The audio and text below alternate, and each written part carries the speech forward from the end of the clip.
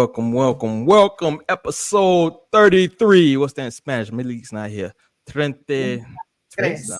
Okay, whatever. You know, bilingual. Welcome to episode 33 of Hip Hop High Society presents the Roundtable, the Royal Courtesan session. You feel me? I'm gonna get one of them crowns come up in this bitch one of these days. It's good to see everybody here. My esteemed co-host here. What this guy doing down here? We got an intruder. All right, so let me go on clockwise. Introduce everybody. First and foremost, we got Star of Rareness rocking the Phoenix Rising motherfucking hairstyle today. We feel still I rise. Hope everybody's staying sane out there, positive in this craziness. The craziness, yes. Oh my God. Look at that shit. But anyway, moving on, we got the one and only J Cloud, the man of mystery. You're gonna be the man of mystery. Hotel ain't here today, brother. What's going on with you? It's good. Good to have you in the building. And down to the left, we got Dominic Mysterio or Ray Mysterio or Psychosis. I am El Negro Ninja. All right, you're going nowhere.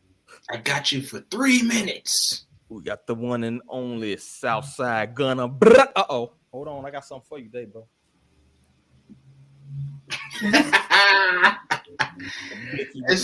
Boy. I'm ready for It's funny you have the blicky. I put mine in storage. Yeah, you ain't prepared. I had to put mine up in storage. That's why I got on the wrestling mask, because I still got to find a way to be on serious. You unarmed, so I'll leave you alone today, bro. Yeah. But it's good to see y'all, man. See y'all here in good health, sane, not crashing out. Nobody's crying.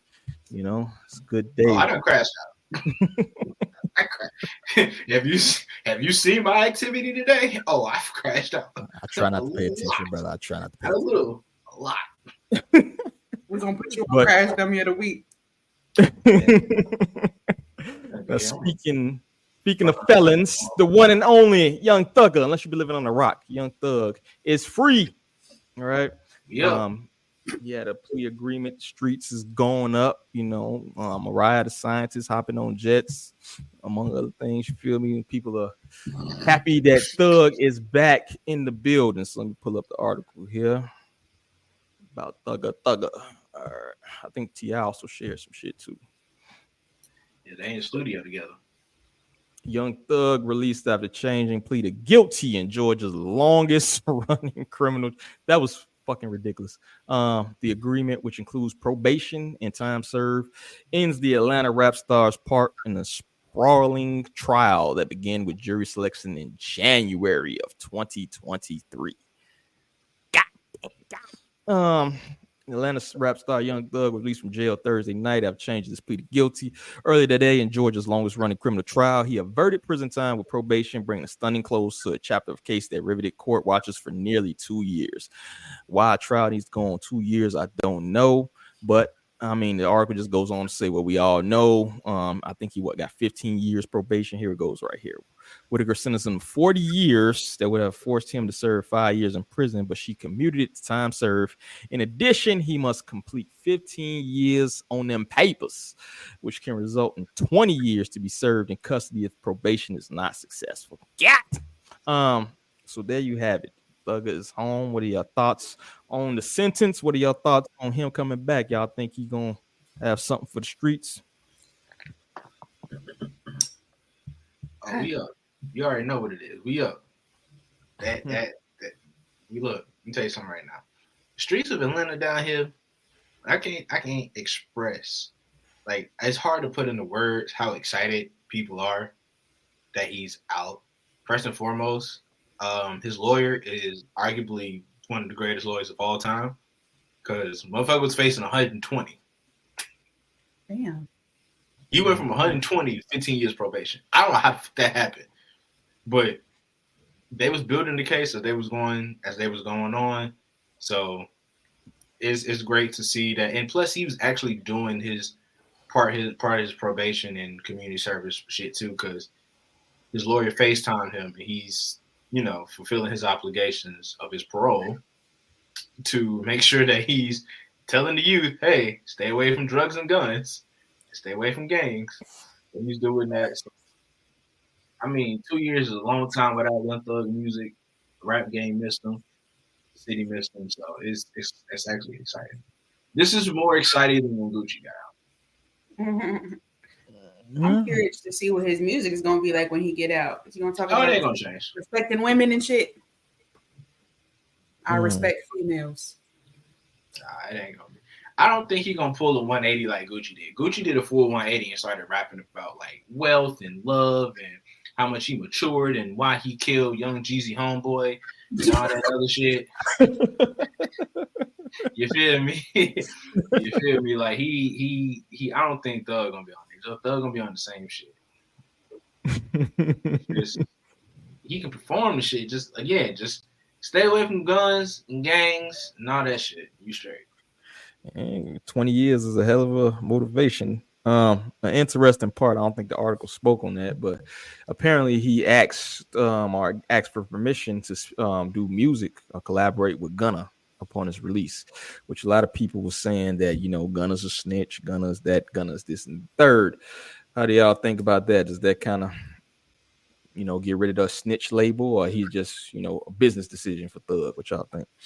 It's up to him, man. Like that's nobody's decision or even right to have a feeling about other than him. And if he's okay with it, then what does it matter what anybody else thinks? Mm-hmm. I was kind of confused though, because when he got out, he made some tweet about some rat, and I was confused. Was he talking about? I mean, I don't think he would be talking about Gunna, but I mean, if he was asking to work on music with him, then he couldn't have been. So yeah, I don't think me personally, Gunna didn't snitch. I don't believe he did. I don't think he would. And I feel like if he did snitch, I feel like the streets know everything. I think people was just going off of speculation, given the fact that he got out so early and everybody kind of turned their back to him. But I don't think that, first of all, I think it's a good thing, business and music-wise, that they continue to collab and work together because they make great music. They have great projects together. So from a business standpoint, it's smart. But also, that's your homie. You're going to stand by your homie. Your homie ain't flip on you. So, don't flip on him. Yeah, and if he was talking about anybody, it was probably whoever got them all in that situation to begin with. But didn't a lot of people take like plea deals and shit too? Was a lot of people talking? Oh, yeah. Pretty much damn near everybody took plea deals. It's just that everybody had different charges. So certain people didn't get the same amount of leniency when it came to time served or probation or things like that. Like a lot of people had a lot of different charges. So everybody's facing different times. Like, and some are facing like a murder rap or something like that, or a specific, extra tough gun charge or some shit like that. So it's just a little bit different. But for the most part, everybody was taking plea deals. Mm-hmm. This week alone, 3 other of the co-defendants took plea deals like right along the same time. So they're just getting rid of this trial. It's probably costing the state a lot of fucking money to keep dragging this on. It looks terrible. It's a bad look for Georgia. 27 co-defendants, probably all of them going to the crib. I only think one of them got murdered or some shit, didn't they? But a lot of them going home on time served and shit like that. Also, you gotta keep in mind that it could have been something like with the Bobby Shmurda shit, where Shmurda could have like kept it going or whatever, but he took the 7, so his homeboys didn't get so much time or some shit.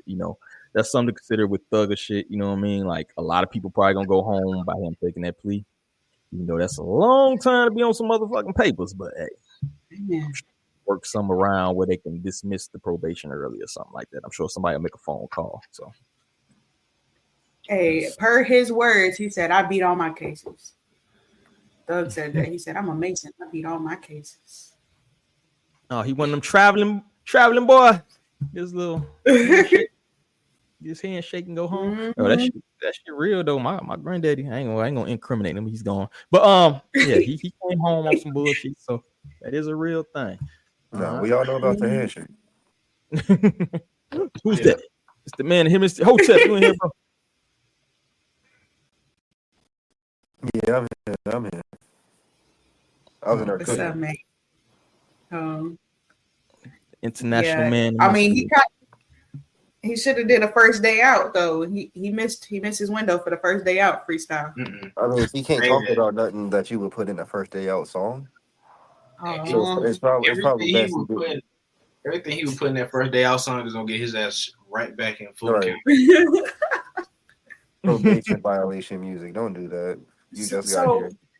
So if he can't talk about the stuff that he can. I think it just depends on within the context of like you can't glorify gang music or gang culture. Yeah. So he has to be careful with his lyrics. Yeah. So what clarifies gang culture? Like, what can you can't say slime no more? You feel me? Like, probably not. YSL. Probably not. Probably not. He could never put on another Yves Saint Laurent suit, or they locking him right back up. It's over with. I do kid bops. He might do kid bops. Here you go with T.I. Back. Back, Jack. You feel me? You did. Hey man, ain't no motherfucker, ain't no cap in it. No cap in mind, right? You feel what I'm saying? The right way. It's time. Right way, bro. You feel what I'm saying? Right way. Yeah, that way. Yeah. And go tell that. It's about these niggas spoke in nothing but slang, and I understood every word. Maybe don't get out of prison and go hang out with somebody who got Diddy adjacent crime spending. That might not be smart. Hey. Stir the pot, my boy. He just won a court case. He just won a court case. First of all, T.I. just said he was about to fucking retire anyway. He did. Yeah, he retired for real. Because he just won. Y'all ain't see how much they got from that settlement from the OMG girl case. Oh yeah, I did. Yeah, he done. I think he said he was retired, like touring or some shit like that, or like doing like concerts or some shit. Like he retired from doing that. But like people were saying that, how can Thug go out and be with a convicted felon, whatever the case may be? It was like, no, you can be around convicted felons. It's the gang members who are convicted felons he can't be around. No, you can't be around. When you on probation, you can't be around convicted nobody. Wait, he got special terms and conditions. Be that as it may, that's different. That's different. He can be around approved gang members, as in they've already been certified, and then the state has already. So snitches, he can be around snitches, because that's what I didn't say it like that, but you feel me? An approved gang member, yeah. Right, that don't sound right. All right.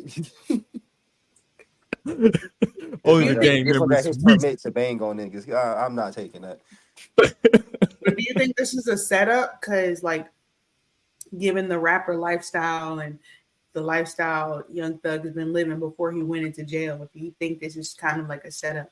Not necessarily a setup, but you think I don't want to say destined to fail. I don't want to put that out there, but it's kind of a tricky situation because, like, for one, 15 years on paper. Two, you trying to still do music, knowing the people that you be around is them kind of people.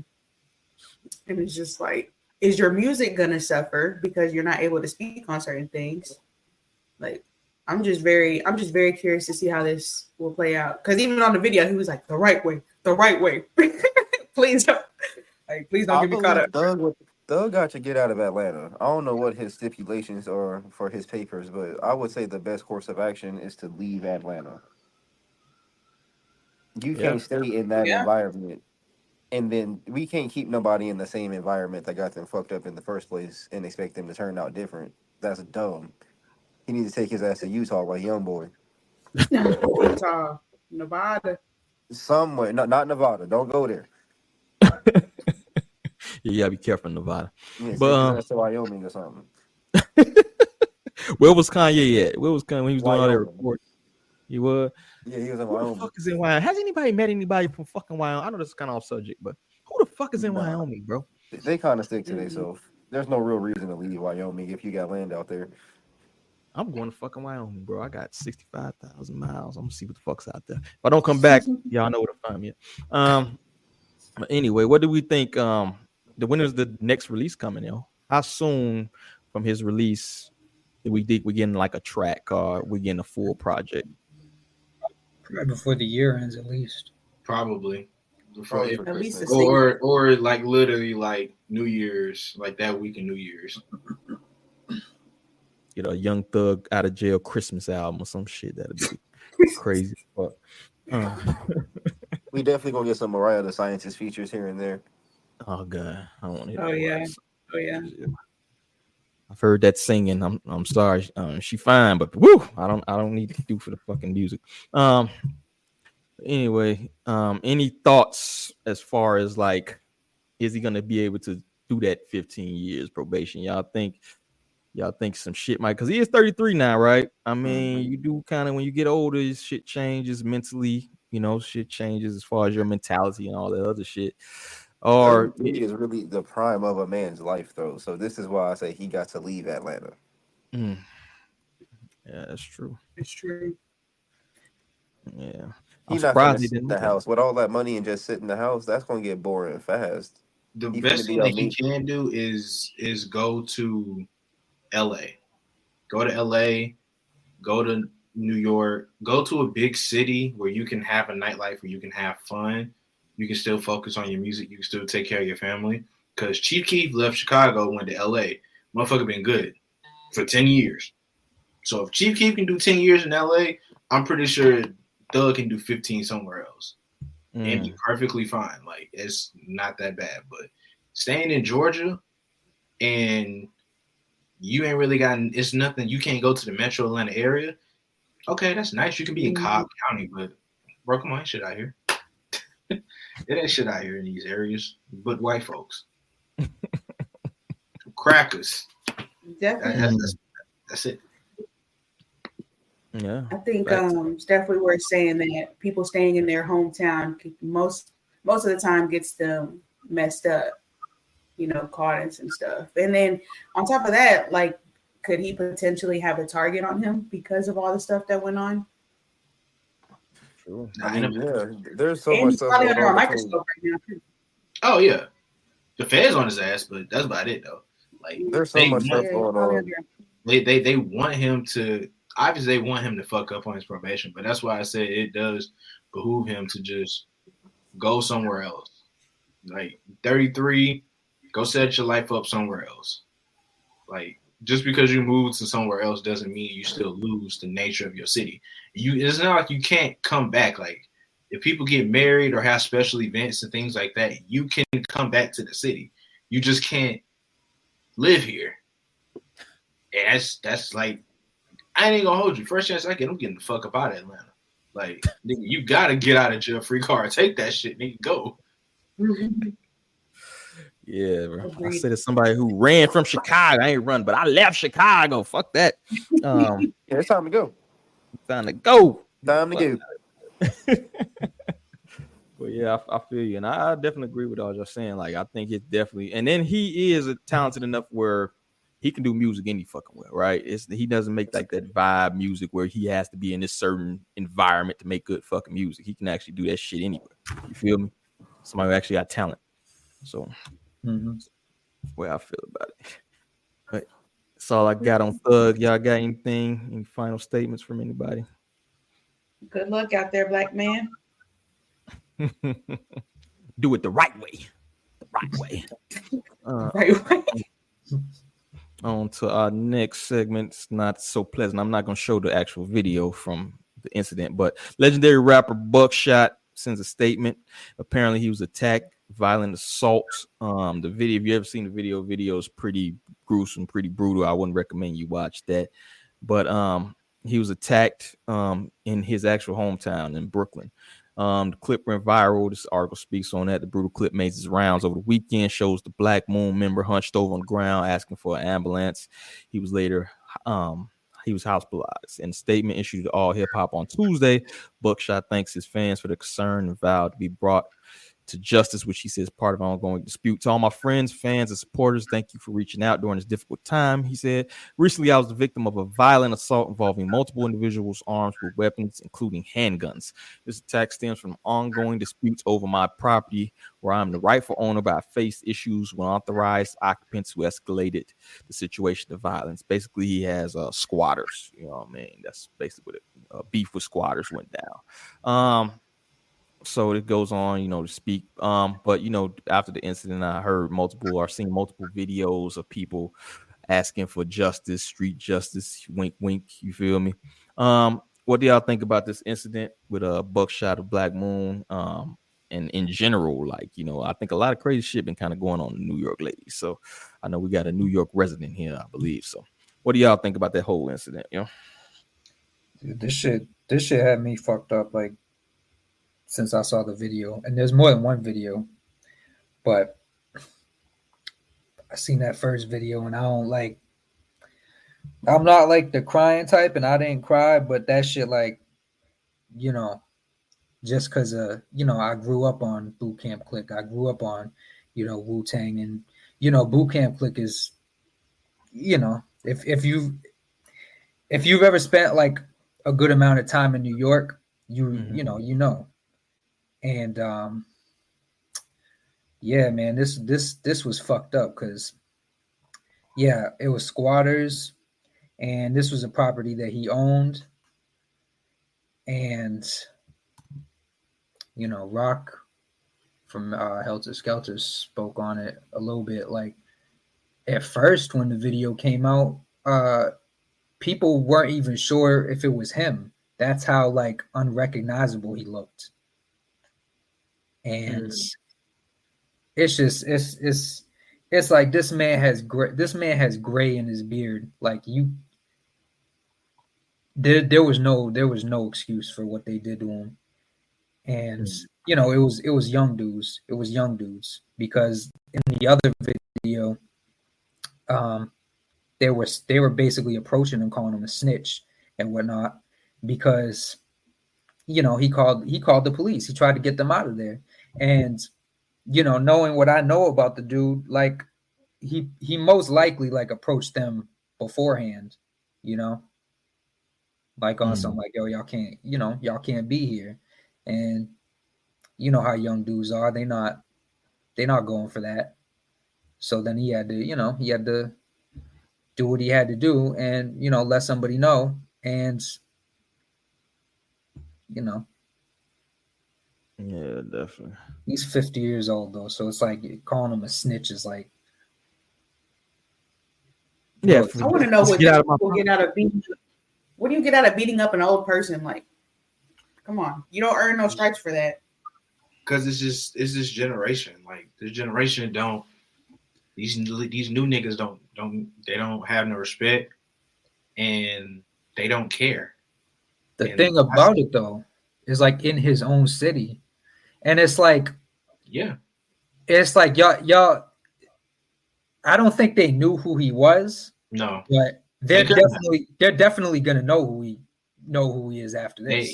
They didn't know, bro. They didn't know. But even if you didn't know, the fact that you took the opportunity to beat up a old man, because he's an old man. He's old. Yeah, man, that man 5'4".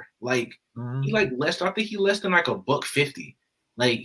You beat up an old man because you too broke to actually get your own fucking home. It's crazy. I want people to understand, you's a homeless ass nigga beating up an old man. That's crazy to me.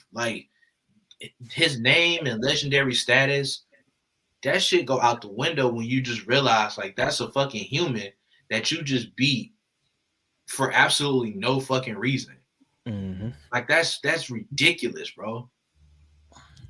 I agree. Yeah, but his name, but the thing is also his name and legendary status are why they probably not going to be able to walk around that area again. Oh yeah, no, they could. They can't walk around it.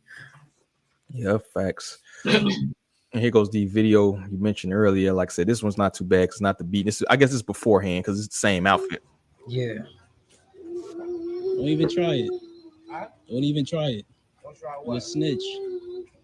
You a snitch. Yo, bro, listen. You a snitch. Bro, don't play You with a me, snitch. bro. Get out of here. Bro, You a don't snitch. play with me. Don't play with me, bro. I don't give a clutching? fuck about this. Clutch for what? You a snitch. I don't need nothing. All right. Tough guy, where you You going? a snitch. Where you going? You snitching. Fuck a snitch. I'm You the a snitching. cop. Yo, back up. Where you going? Back up. Where you going? You a snitch. Where you going? You a snitch. Why you walking away? Because you a snitch. Where you going? Why? Well, give me an eye. Where you going? Why you walking away? Fuck all this. My face is known everywhere. You drove over Everybody know me. You drove over me and called the boys. Why would I call the boys? I'm right here in front of you. Snitching. What the fuck I look like calling the You a boys? I'm in front of snitch. you. A snitch? Yeah. Fucking I seen the video. Now, does that change any opinion about the incident from any of y'all? No, because he stood up to him. He tried to handle that shit man to man. You can see he literally genuinely tried to handle that shit man to man. It, like that, even then, like you calling somebody a snitch, and you homeless, nigga. Like I think like that part don't like. I think people are not understanding that. Like he snitched, but you breaking the law too. Mm-hmm. That whole squatters' rights thing, that shit's stupid as fuck, bro. So Buckshot owned the building that the dude was squatting in. Yeah. That's how it typically happens. People will find a way to get into a vacant property. Once they get in, they're in. They can change locks. Like as long as they don't leave for a specific amount of time, they've garnered the rights to be in that home. So he probably was in that bit for a good little minute. And Buckshot probably was like, okay, wait a minute, hold on. Who are you? How long you been in here? XYZ. Tried to resolve it, like a man, but as you can see, you can't resolve shit like a man when you're dealing with fucking boys. Mm-hmm.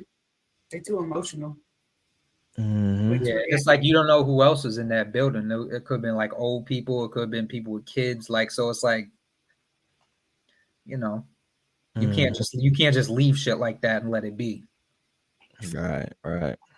Yeah, you don't know what they doing. Now you don't know what them people are doing in your property. You're kind of responsible as a landowner. You're responsible as a person who whatever they do in there is kind of gonna come back to you to a certain extent. You know what I mean? If they trapping, if they running, illicit shit out of there, that's kind of comes back to you as well. You got unvetted people in there, and it's also one of the reasons why, despite the problems you may have in the South, I'm glad I'm in the South because you don't play that shit. You know what I'm saying? The blicky comes out. With my shit. But but yeah, man, that's just pathetic though. You know what I'm saying? And then from what the report says, it was a jumping. It wasn't a one-on-one situation, right? He got jumped on, and I ain't even gonna play the video from the actual beating. You got the guy recording and laughing. You know what I'm saying? Like it's hilarious to him. See a dude, head bleeding, eye closed up. That's funny to you. You know what I mean? Like they're looking for him too. Yeah, for that. Oh yeah, I just seen a tweet about that. Like whoever was recording, they looking for that motherfucker too.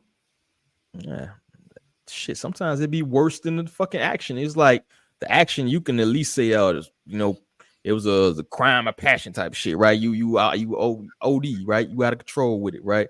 But it's like aftermath, instead of being, having some empathy for a man who's sitting there bleeding, an older man, elder, bro. You know what I mean? Maybe call the ambulance, offer some help. You laughing about the shit. The shit funny to you. You know what I mean? Like, nigga, what the fuck is wrong with you? Right? You watch too much, you play too much Grand Theft Auto or some shit, nigga. Like, why is that fucking funny to you, dog? You know what I mean? That's somebody's, father. That's somebody's grandfather. That's somebody's brother. You know what I mean? Uncle or whatever, right? That's crazy to me. But yeah, I'm glad he's good. I'm glad he's safe and he's, still here with us. But that was the wrong dude. That was the wrong dude to do that to. Facts. I mean, it kind of comes full circle too. Like, is there any respect for the elders? Like, I'm pretty sure whoever it was didn't have any knowledge of who that was, but in general, do y'all think he's visibly older? That's what I'm saying. He's got full gray beard. Like he's visibly older. So it's like that didn't stop you. Yeah. Even if you go that route, at least know when to stop. You feel me? Somebody down. Yeah. Yeah. That shit was like, that shit was inhumane how he looked.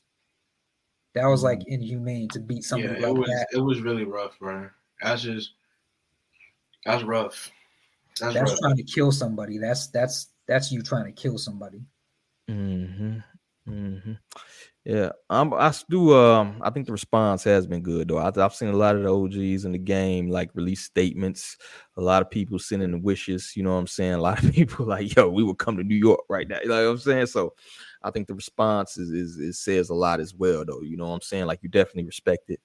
You definitely loved out here. You feel me? So hopefully that brother gets well soon. I heard he's doing good. Like he's not in critical or anything like that. So you just got to heal up. But shout out to Buckshot. He's out. Yeah. So yeah, hopefully they bring these cats to justice. But y'all got anything else on that situation? All right, let's move on, yo. Shout out to Buckshot. Coi Leray, Southside's new best friend, says she's now officially an independent artiste. Oh, Jesus. In October, the No More Parties rapper claimed she was having issues with a label 18-0 Run Records. Who the fuck is that, subsidiary or something? I never heard of that shit. Coi Leray, what the fuck? What is it? This fucking shit is crazy, yo. Complex, do y'all really need the money that bad, bro? Like, Jesus Christ, I can't read the shit. I'm just gonna go down here. Leray's announcement following recent allegations she made against her former label 1801 Records. On October 24th, the 27-year-old took the IG to vent about her frustrations over 1801 Billy Jones, whom she accused of trying to take over my life and ruin my career. There's nothing in this life I want more than this guy right here to leave me alone. He's done nothing for my career, has been trying to take from me for the past 5 years. She signed the worst production deal with 1801 5 years ago, claimed she was finessed by the label when she was given access to lawyers who didn't read me the correct terms. Basically, she's saying the label hasn't been done right by her, that she went off, and now that she's independent. So I got a couple questions. Do we think she's truly independent now? And how do we feel about labels in general? We've seen that she said that, labels basically taking creative control, not letting her release things, taking liberties and shit with her, monies and contract situations. So what do y'all think about that, Cap? Or so just these labels? Nah, she out. Yeah. I just looked on the website of who was signed to this, who was signed to her label. She is all the 6 niggas on that label. Well, 5 now because she's not on it no more. It is Journey. It was Journey, her, 88 Keys, Lonnie Moore, Mac Bands, and Smoola. Who? 88 Keys? Yes, 88 Keys is signed to 1801 Records. That's very fucking strange. I'm dead serious. 88 Keys is signed. What the fuck? 88 Keys is that is wild. Keys is signed. That is fucking crazy. That's what I'm like, that's crazy. So, look, she signed that deal when she was like 20. I think that what I've learned from artists in the music industry is that you should build a brand first before you sign the record deal. It kind of doesn't really make sense to sign a record deal off the rip because you haven't built a fan base. You don't have a style of music. You don't have a backlog for people to go into to really get to know who you are as an artist. Certain artists can do that, but like now that you're independent, you're doing everything on your own. You don't have that same luxury to have the machine behind you that's going to push your single on the radio, or that's going to push your single on TikTok, or that's going to promote you and get you all these interviews. Like, you have to be captivating enough to do that shit on your own. And her track record when it comes to music, not going to hold you, shit kind of ass. It's a lot of ass. I'm sorry. I ain't even gonna sit here and act like it's bad. It is. It's ass. Coi Leray being independent, I really just feel like is a setup for her signing the 300 or something later on down the line. She's not creative enough to be an independent artist. Pretty much. Because her last album was nothing but a bunch of TikTok songs. So when you take into what it takes to be independent, and artists that we know that are independent, best example I can give is Mac Miller, somebody who got it out the mud himself, crafted a sound, evolved his sound, then he signed to Warner Brothers. So it was like he did the work on his own. Then he signed a record deal just for the fuck of it. Like he didn't need it, he just did it because. And it's like some of these artists like Coi, they're doing it backwards. Like you signing so early and you wasting prime years of your music career stuck in a deal where you can't drop music. Like look at fucking Ari Lennox.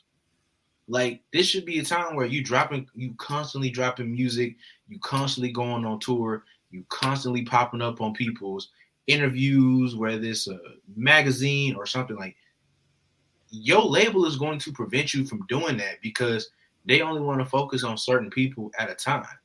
And if, just like in wrestling, if creative ain't got nothing for you, my nigga, you sitting on the bench. That's exactly what the fuck you was doing at your label. They ain't had nothing for you to do. They weren't ready to push you. You sitting on the bench. Yeah, and Coi Leray is the type of person that doesn't really have an identity. She doesn't have a musical identity. And so it's just like when you think of Coi Leray, you probably think of some TikTok shit. Because that's really the only reason she had any kind of motion is because she had a song happen to go up on TikTok, that player song, which I don't even like that song, but you know what I'm saying? She was throwing ass for the small booty women. Yeah, I remember that. She was definitely throwing ass. Now that was around the time I got blocked by her. Knowing them chicken bones. So because I ain't gonna hold you. I got blocked by Coi Leray for at least like a year and a half. So all it took was one nice little music review, and then that immediate shit changed. She unblocked you? Yeah. Oh, okay. Because she saw that I said fuck her, and then she realized, she was like, wait a minute, why is it fucking me? Bitch, you know why. Now you about to be blocked again. No, I'm not. Plus I've checked. Trust me, I've checked. Hating on little booties too. I'd rather be hated for what I am than love for what I'm not. And I'd rather be hated for what I am than love for what I'm not. And I out to little booties. All right. They matter. Stop signing production deals. People need to stop signing production deals. And people need to stop signing production deals.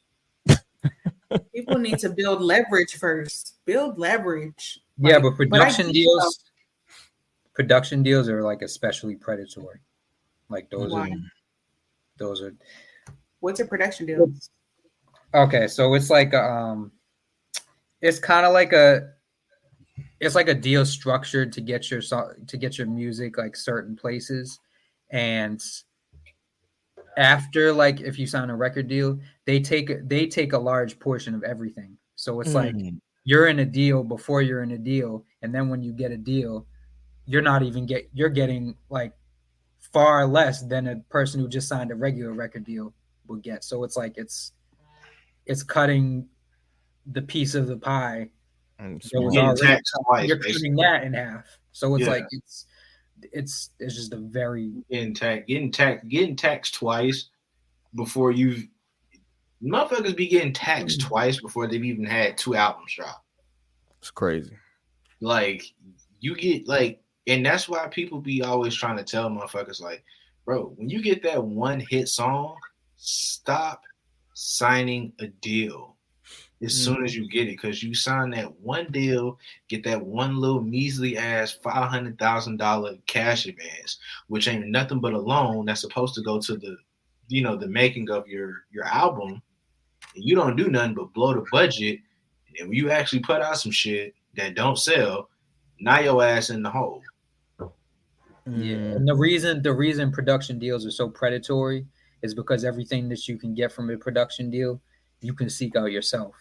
So it's people that just basically built a Rolodex, and they have a whole bunch of contacts. So they structure a company, and they sign artists to that. And you're giving them like 70% for something that you could do yourself. I don't know if Coi can do it herself though. She ain't got that dog in her. No, she don't. People are so hungry to be famous that they assign these deals thinking that that's like the doorway to their fame, and it's not. They sign, they get shelved. Everyone thinks they trash anyway, and now you owe these people hundreds of thousands, millions of dollars Because you just wanted to be famous and still don't nobody know who you are. Yeah. How many times you're gonna split your money? Probably got a manager, then you sign a production deal. You got a manager, you got to pay your producers, your choreographers, your video guys. You got to pay everybody. You're not one getting nigga. That's signed to another nigga. That's signed to 3 niggas. All right. You signed to 1801 records. Yeah, just sign a record deal or sign distribution. Yeah, for sure. If you got to sign something, don't sign like 3 different deals. For sure. Let's see what Coi got to say. I'm not on Republic Records no more. I'm on Island. When I dropped Blue Moon, Republic, they wanted some Taylor Swift, Ariana Grande, which I can do, but no, you can't. I still like to work on my own pace and my own time, and I'm still like developing and learning and my own sound.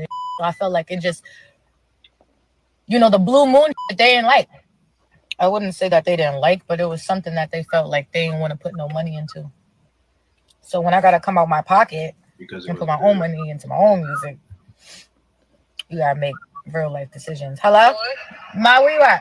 All right, there we go. So there you have it. Okay. The label ain't going, first and foremost, one, Capaholics mixtape. You ain't doing no Ariana Grande, Taylor Swift numbers.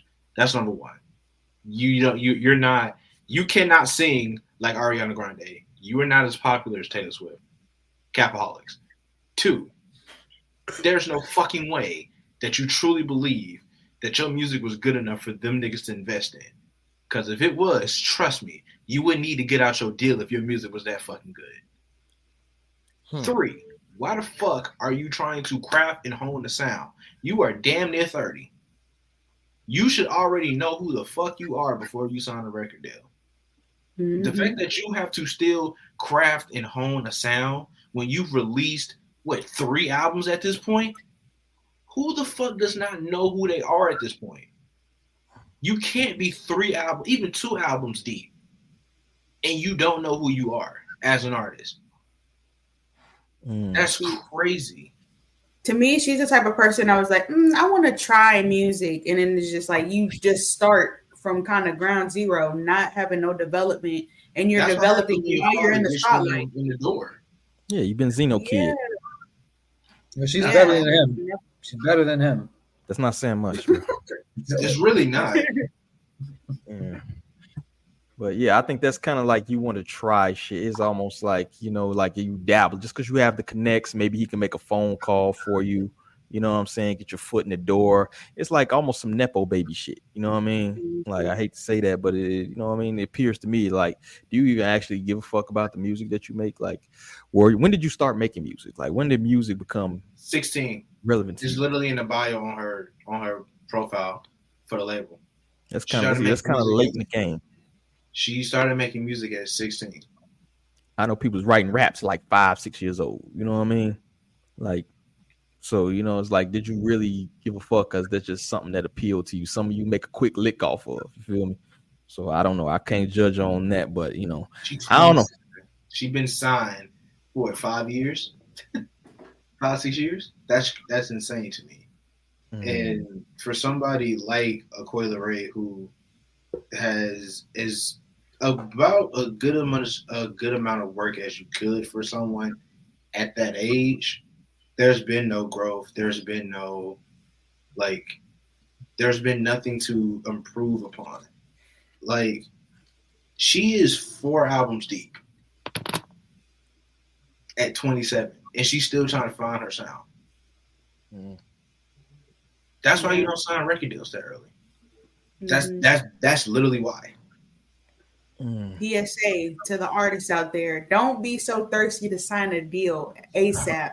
Like, exactly. Work on your craft. This is what artist development is for. Like, I don't care how long it takes. Like, some people want to rush, but also too, what Cloud was talking about, the predatory stuff. They get these people out the hood or whatever. Mm-hmm. Well, she's not from the hood, but they get these people. You know what I'm saying, in a dire situation that they just want it now, and then they just jump into the stuff and then not realizing what they're getting into. And then now you're, you know what I'm saying, how many albums in? 3 albums in, and you still don't even know what your sound is. That's why every album sounds so different and like you using samples every song, and it just don't land. Like, if you were to take the amount of music she's actually made, really consider the simple fact that like she's really still trying to find her sound. None of her albums sound exactly the same, because when she first came in the game, where EP, she started with that, real tough, that real tough nigga. I do this rap like. Her toughest bar was he eat me out like a Lunchable. Like that shit was that shit was corny, but that shit was tough, nigga. I understood it. You feel me? But corny tough. I also want motherfuckers to understand that, like, if you are not talented, labels nowadays are not going to spend time developing your artistry. Like, you have to be talented on your own merit in order to survive on a label. Because even if they only allow you to drop one album every 2-3 years, if you're talented enough to make that album really, really good to where it has that lasting power, then it doesn't matter how long it takes for you to release music. You can just have a bunch of shit in the vault, drop your shit, get out your deal. When you become independent, boom, off to the races. But if you don't have that artistry in you, you don't love music like that, if you don't love the art form of it, you're not talented enough to actually convey that, you're just going to suffer. And you're going to be looking just like her, sitting in the car, complaining that you had to get out your record deal, and you 4 albums deep, and don't nobody know shit about them. I think it was an interesting blurb in there, too, that I put as a kind of a segue, right? Do the labels or do signs to the label hinders your creative control, right? You kind of spoke to that, right? You heard what she says. If you really want to keep your creativity, can you still sign to a label? Or when you get to a certain level, can you? You know what I mean? This is why there's people that go into it and they make it a requirement in their contract that they have creative control. There's people that have done that, but people don't do that because they think, oh, the label's going to trust whatever I come to the table with. No, that's not the case. You have to establish that at the front door. You know what I'm saying? And the term in business is you get what you negotiate. You don't get what you deserve. I agree with that. I also think that not all labels hinder creative control. Like Jay Class saying, if you got that, that part pointed out in your contract, that'd be good. Or if you're talented enough, because like Vince Staples was signed to Def Jam forever, and half his catalog don't even sound the same. Like Summertime 06 don't sound like Big Fish. Big Fish don't sound like FM. FM don't sound like Vince Staples. Vince Staples don't sound like Ramona Park, Break My Heart. Like none of his albums conceptually sound the same. Like they all have their own individual like personalities. So when he got out his deal and he did Dark Times, it's like, damn, this is Vince without the label. And it's even better because he spent all that time honing his craft while he was signed. So certain artists, again, are just talented enough to overcome that creative control that labels may have, and some are not. Because again, labels don't have time to develop artists. They need niggas who are ready to get shit on the radio. They trying to get this money for these festivals, shit like that. So they need niggas who gonna just give them hit songs constantly, like Ice Spice, just constant hit songs. Keep the free money, move on to the next one. Milk you dry. Pretty much. That's what they do. I don't even hear about Ice Spice World no more. Yeah, because she lost her booty, so now niggas don't care no more. Oh no. Yeah, the ass is gone, big fella. Oh no. The ass is yeah. gone. No. Yeah, it's looking gone. crazy. Yeah, man. She's still throwing it. Crazy. Oh man, Yeah, it sound like more little booty hate I though. to be hated for in the what I Kanye. am. Nah, What I'm not. it ain't little. For what It's I just am.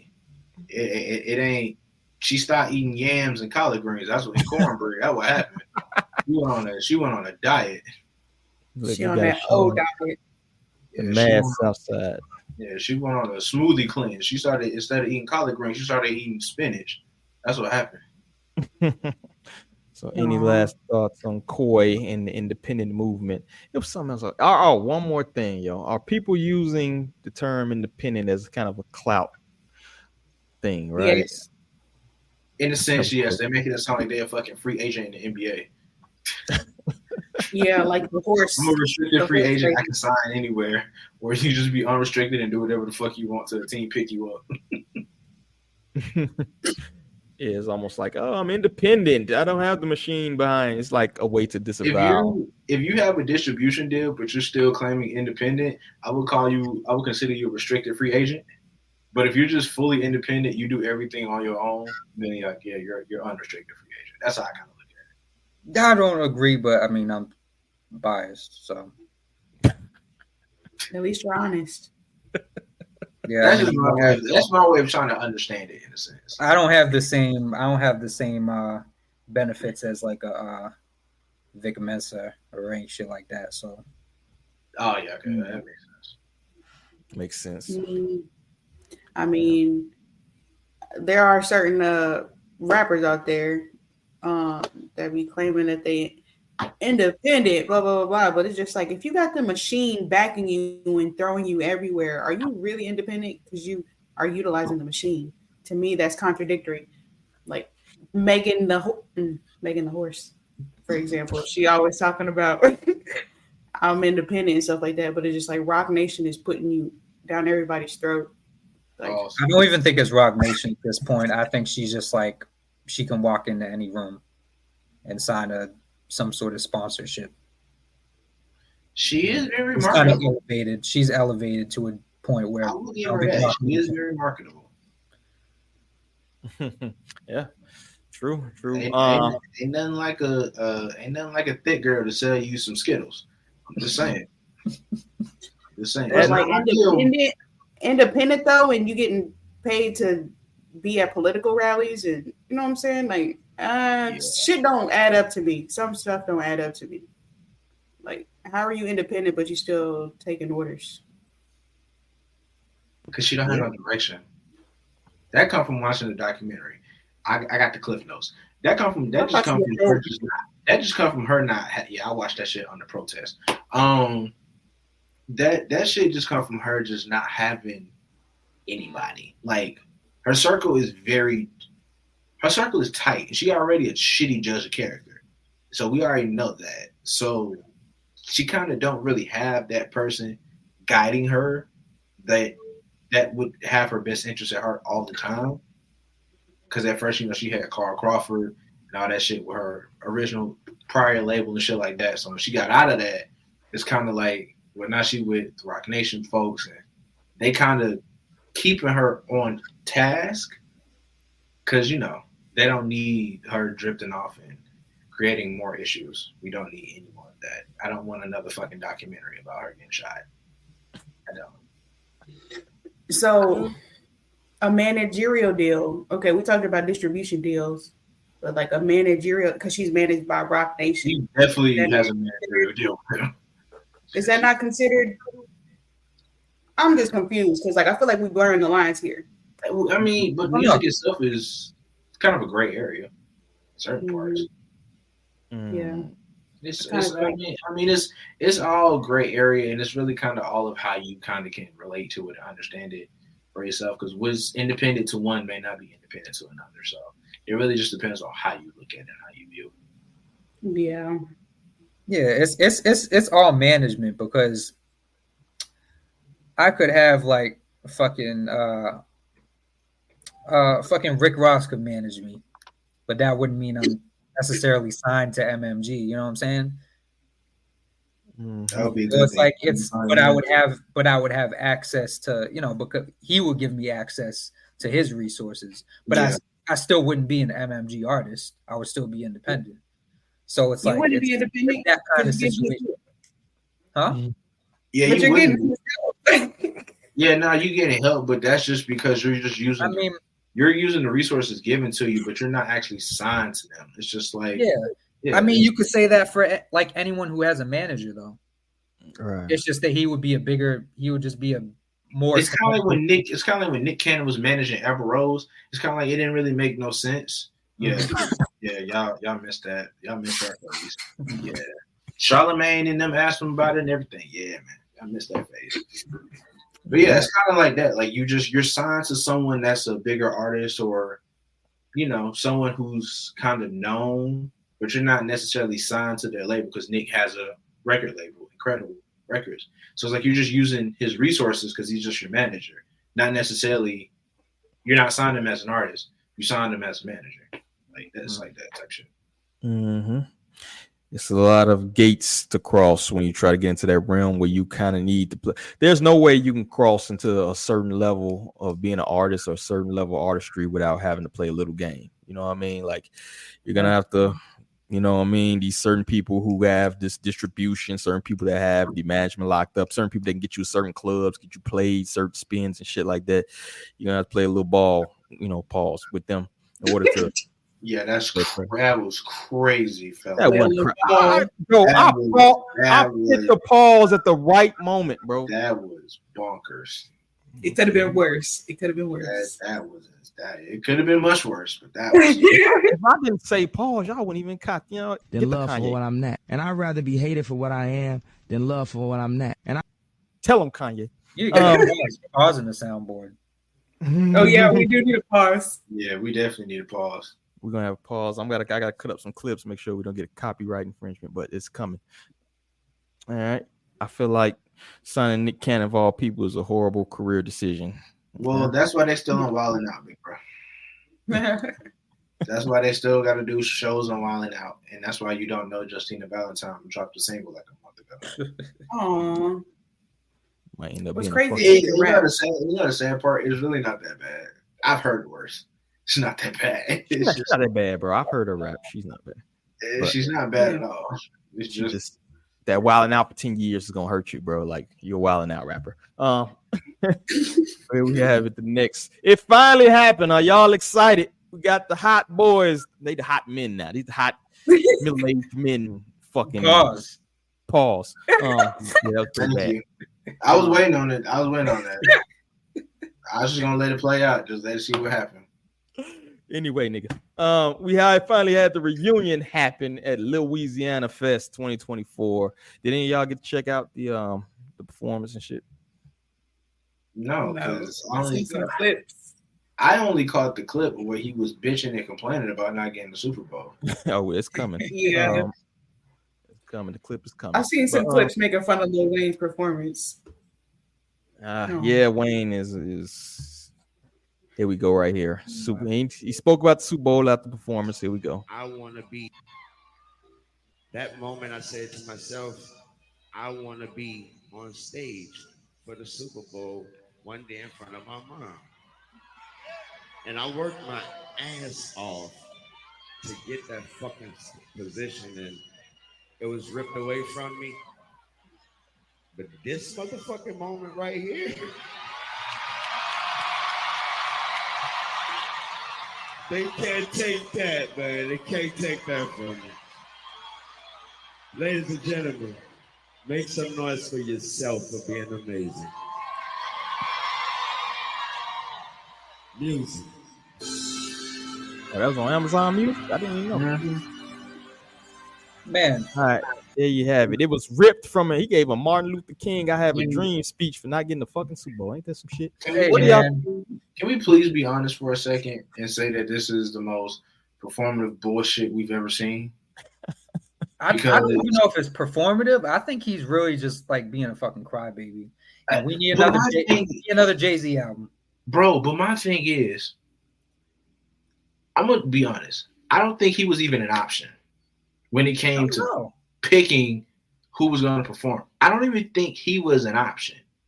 So I get that it was in Louisiana, but initially he never said anything about actually wanting to perform until the damn woman married to the pedophile rapist went on a damn coke rant and was promoting them fucking disgusting ass shoes at DTLR. And then you had the fucking Canadian who's now beefing with fucking DeMar DeRozan, acting like DeMar DeRozan didn't keep Toronto relevant right after Chris Bosh fucking left. Like, if those two niggas didn't say nothing, he wouldn't be saying anything right now. Word. So that's why I'm like, this is performative. Because it's like, how could a moment that was never going to be given to you ripped away from you? Exactly. Like, nigga, you weren't even in line to get a cookie. What the fuck you mean it was taken from you? You weren't supposed to get one. Somebody worked his ass off to get this position. Yeah, congratulations. What the fuck are you talking about, bro? You got paid for doing music. What the fuck are you? Your career was meant to get Super Bowl, so you did all those Carters to go to the fucking Super Bowl. Like, come on, bro. Like, that make no sense. His career.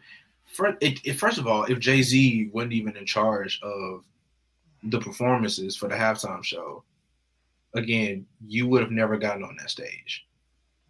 Like, I understand that the show was in New Orleans and Beyonce did it at New Orleans, and you wanted to do it in front of your friends and family because you felt like it was right. Let's be honest. Nobody's really asking for Lil Wayne to do a halftime show. Because when we saw the Kendrick beef, the first thing niggas thought of was, damn, if he actually does get the Super Bowl, that would be insane. Because he's going to go on national television and call his record pedophile. You know what? I want to see that instead. Nobody's asking to see Wayne. I'm sorry. Nobody's asking to see that shit. He don't move the needle no more. If we was in 09, okay, I ain't even gonna hate. Put Wayne ass on the stage. This is not 09, bro. This is 2024. Half your dreads are falling out by now. It's fucked up. And you right on one. It's definitely one thing too. It's like if Jay-Z wasn't there, you probably had fucking like Shania Twain or some shit up there. Like, you wouldn't have no fucking hip hop R&B shit up there. Like, they wasn't fucking with hip hop. After that Janet Jackson fucking Justin Timberlake shit, hip hop was like in R&B and all that shit was a band. Nigga, what about everybody call Coldplay? Stop playing.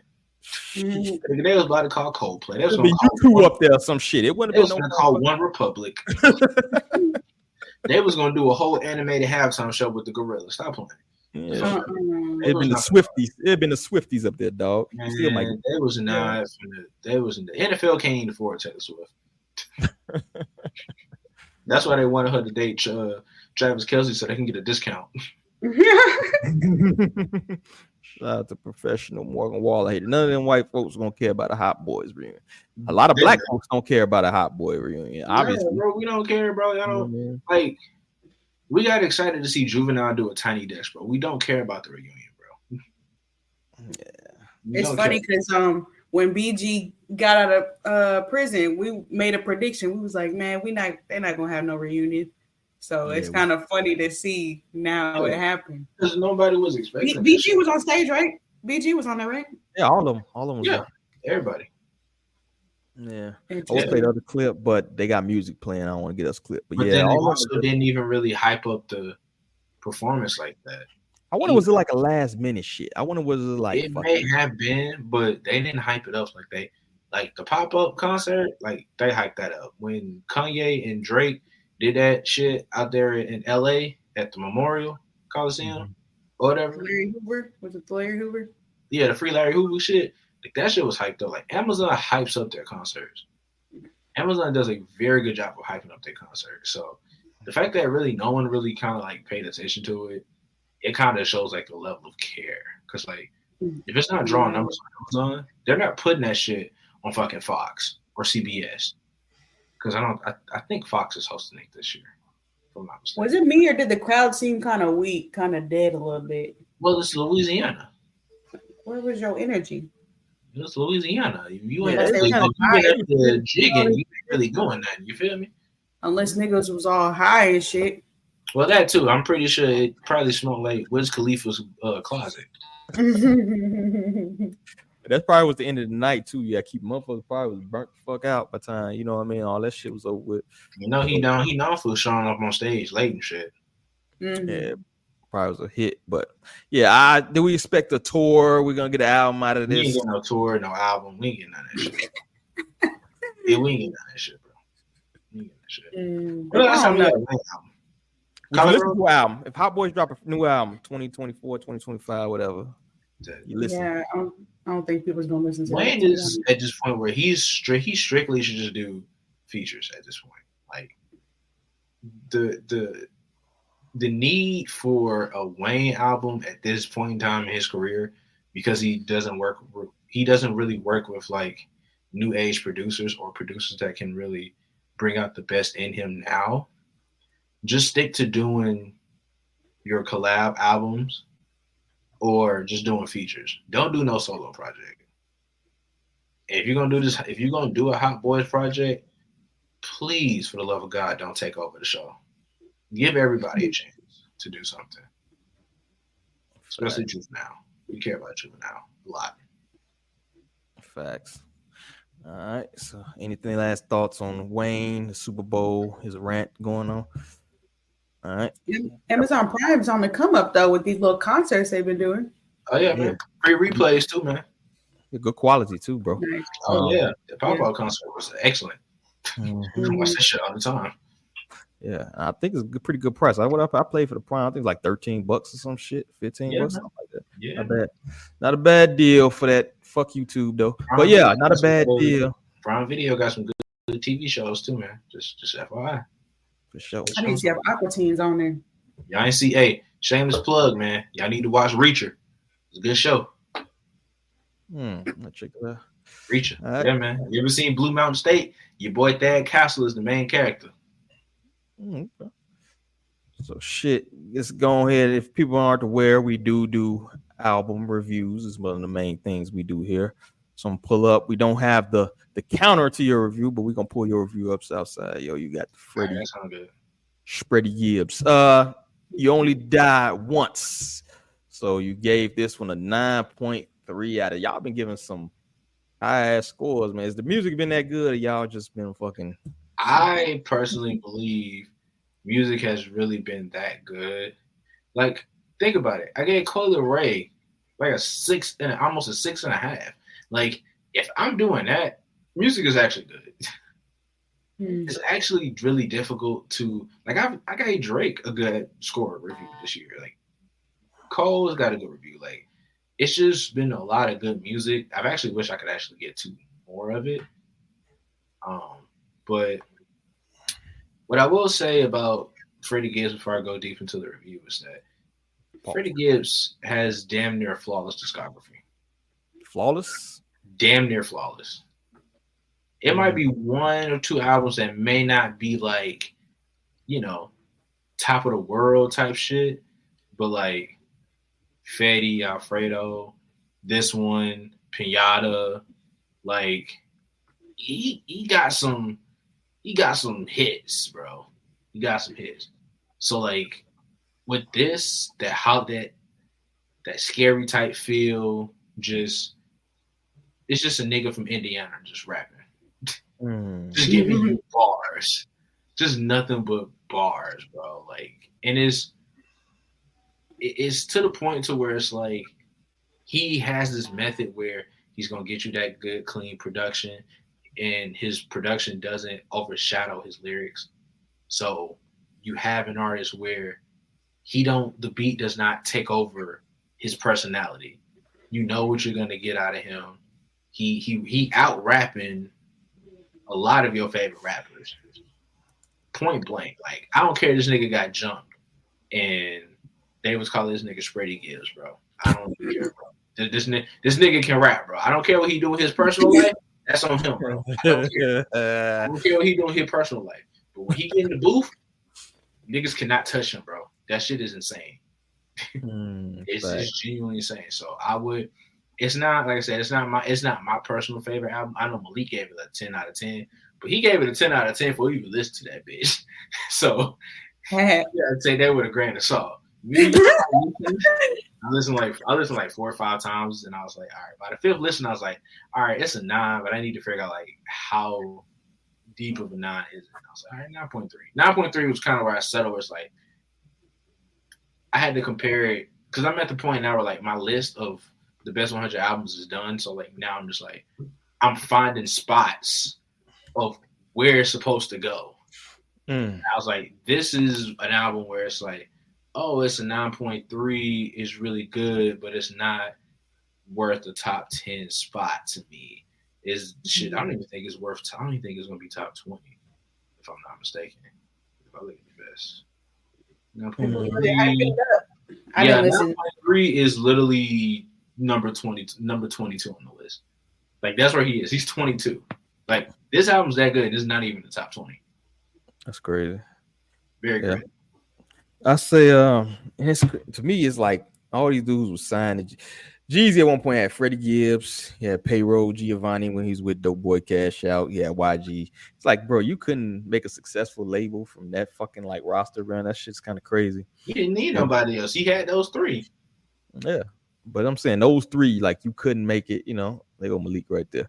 Freddie Gibbs' discography is almost perfect, so he agrees with you. Hey, shout out to Malik. Yeah, man. It's literally almost flawless. So it's like it's one of those things where it's like, you know, when he first started out, yeah, like there could have been some big changes had him, Giovanni. They still been around doing their thing, starting. You know, we shit on Double XL's freshman cover a lot, but like the niggas prior to 2016, those were the rappers. Like we had some real niggas rapping back in the day. I feel you, bro. I agree. All right. Make sure we got about 85 people watch right now. Make sure most of you watching on Twitter, Form X, whatever the fuck dude calling that shit these days. Make sure you go over to YouTube and hit the fucking thumbs up and all that good stuff, yo. We trying to break the algorithm over here. But I'm gonna turn to a kind of maybe a new segment. I don't know. But something interesting, I think that kind of parlays with our talks we have earlier about the numbers game, right? People clowning on people's numbers. So let me play this little skit we got here, yo. Chilling, man. Yes, sir. Hey, hold on. This that new J Rich? This shit hard as fuck on my mama. Yeah. Hey, this is the hardest shot ever. Hey, what's this nigga sell first week? Shit, like 23,000. 23,000? Yeah, what's the problem? Hey, either turn the shit off or I gotta walk. What? You was just jamming his own. No, I was not. Yes, you was. No, I was not. I thought that was somebody else. I thought that was somebody else. I just said it was J Rich. No, bro. No. If I can outsell you, I'm not listening to you, bro. You can't outsell him. You're not a rapper. We went to high school with 23,000 people. Nigga, bro. no, we didn't. Yes, but I'm telling you, it was a lot of people in there. Like 6,000. No, hell no, bro. Hell no. Look, niggas don't call me corny and lame, Who bro. gonna call you corny for listening to J Rich? Bro, a lot of people, bro. You don't want to listen when niggas. Well, is that the nigga that sold 23K? Oh, hell no. Bro, it's just their opinion, bro. Come on, bro. This shit don't matter. I can probably outsell that nigga, bro. My lame as hell. Hey, can roll with y'all? Bro, yes, bro. You gonna go? What the fuck, bro? What the fuck, bro? Hey, bro, I ain't gonna lie, bro. You lame as hell, bro. Whoever told you lame. 100K over here. 100K over here, boy. There you have it. The sales. Shout out RDC, man. Shout out RDC. Them niggas, Mark Leland, all Dez, all them dudes, them niggas funny as hell, man. them niggas, hey, behind Trey Rags, second funniest niggas on the internet, bro. Easily. Second, kind of high, bro. They pretty funny though, but if trust me, Trey Rags, number one. Them niggas, easily. Trey Rags is unstoppable though. Yeah, you gotta have. I like him because he's offensive. Exactly. Yeah. Good old offensive humor. But what do y'all think about skits? There's a lot of truth in there that sales, pretty much groupthink coupled with sales numbers. These first week sales, which I don't even know how relevant these sales numbers is, how true. You know what I mean? Is that influencing people's opinion of the music? Y'all think? Kinda, yeah. Now you want to expand upon that? Why do you think so? Is that just part of the groupthink mentality? Is social media doing that shit? Would it have been the same way beforehand? The more numbers, the more important it is. Yeah. It's looked at as you're somebody in the industry if you sell 100K plus, you know? If your shit didn't go gold or diamond or platinum, it's like, was your music even good?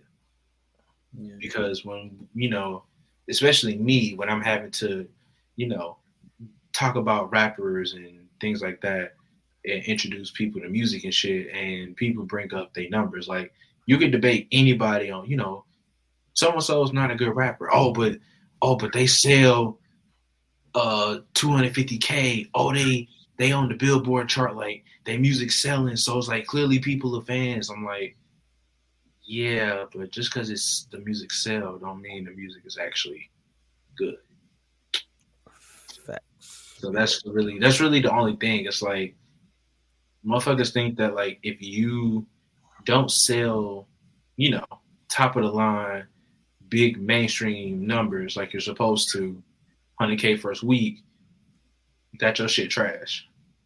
And sometimes that's the case. I don't lie. Sometimes it's the case, depending on who it is. But other times it's like they might not be signed to a label, or they just might not, you know, have that big fan base, but they still sell pretty good for their standards, their measures, and they have good music. But motherfuckers be selling 100K and that shit be dumpster juice, nigga. So back in the day, because I don't know, I feel like I'm trying to determine at which point did like sales numbers become like a thing, but I feel like somebody said when like 50 and Kanye did that, when they had their whole little rivalry and whoever sells more, blah blah blah. But I feel like back then, like people was talking about how much they sell, like, oh, they sold 1 million copies, blah blah blah. It was like, before that. It was before that, like but it was because of 50 Cent, because he started making up like pulling up sound scan numbers like a thing, because he did that shit to Ja Rule. Yeah, that was the point where it became like, oh, what's sound scan, and you got fans starting to look into that shit. And most of the people who look into all these numbers and all these Billboard charts and stuff like that, like they don't really truly understand like how does that even happen. Like people think that just because a song is on the radio that like, oh, it's good, you know, this is a great song, it deserves to be on the radio, where it could be other things that gets the song on the radio and keeps it there. Like, let's be honest, Throat Baby was on the radio for like 6 months. That's not a good song, bro, but it was on the radio. So you can't, to someone who listens to the radio every day of their life, to them that song is hot. To the average motherfucker with some sense, that shit terrible. And so you gotta approach the number situation kind of with that same mindset, where it's like, yeah, just because it sell good, you actually just have to listen to the quality of the music. Like, yeah, it's not good sometimes. Like, and that's okay. Just motherfuckers don't like to admit that shit though. Is there a clear-cut example of an artist that their sales never match the quality of their work? You know, outside maybe Freddie. Who you got? Easily. I was also told something interesting too. Like back in the day when people would sell like 1 million copies, that wasn't even necessarily them actually selling 1 million copies. That was like a 1 million copies put into like the stores and stuff. That doesn't even mean that. Yeah. Yeah, I got to buy them back. Yeah. Yeah,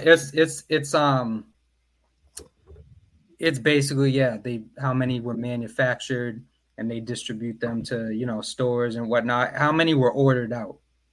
Right. And yeah, because you know, that just doesn't make logical sense. Like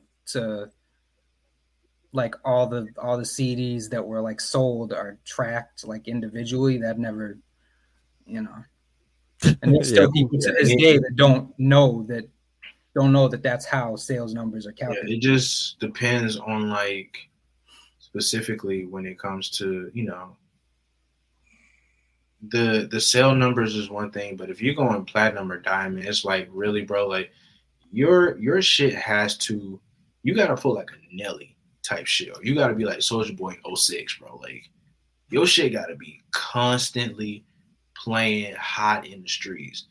It's some niggas who was actually like deserving of those diamond records or those platinum albums. It's some niggas now who get platinum albums. That shit is booty butt cheeks. Like Thugnificent from the Boondocks got so they had it, bro.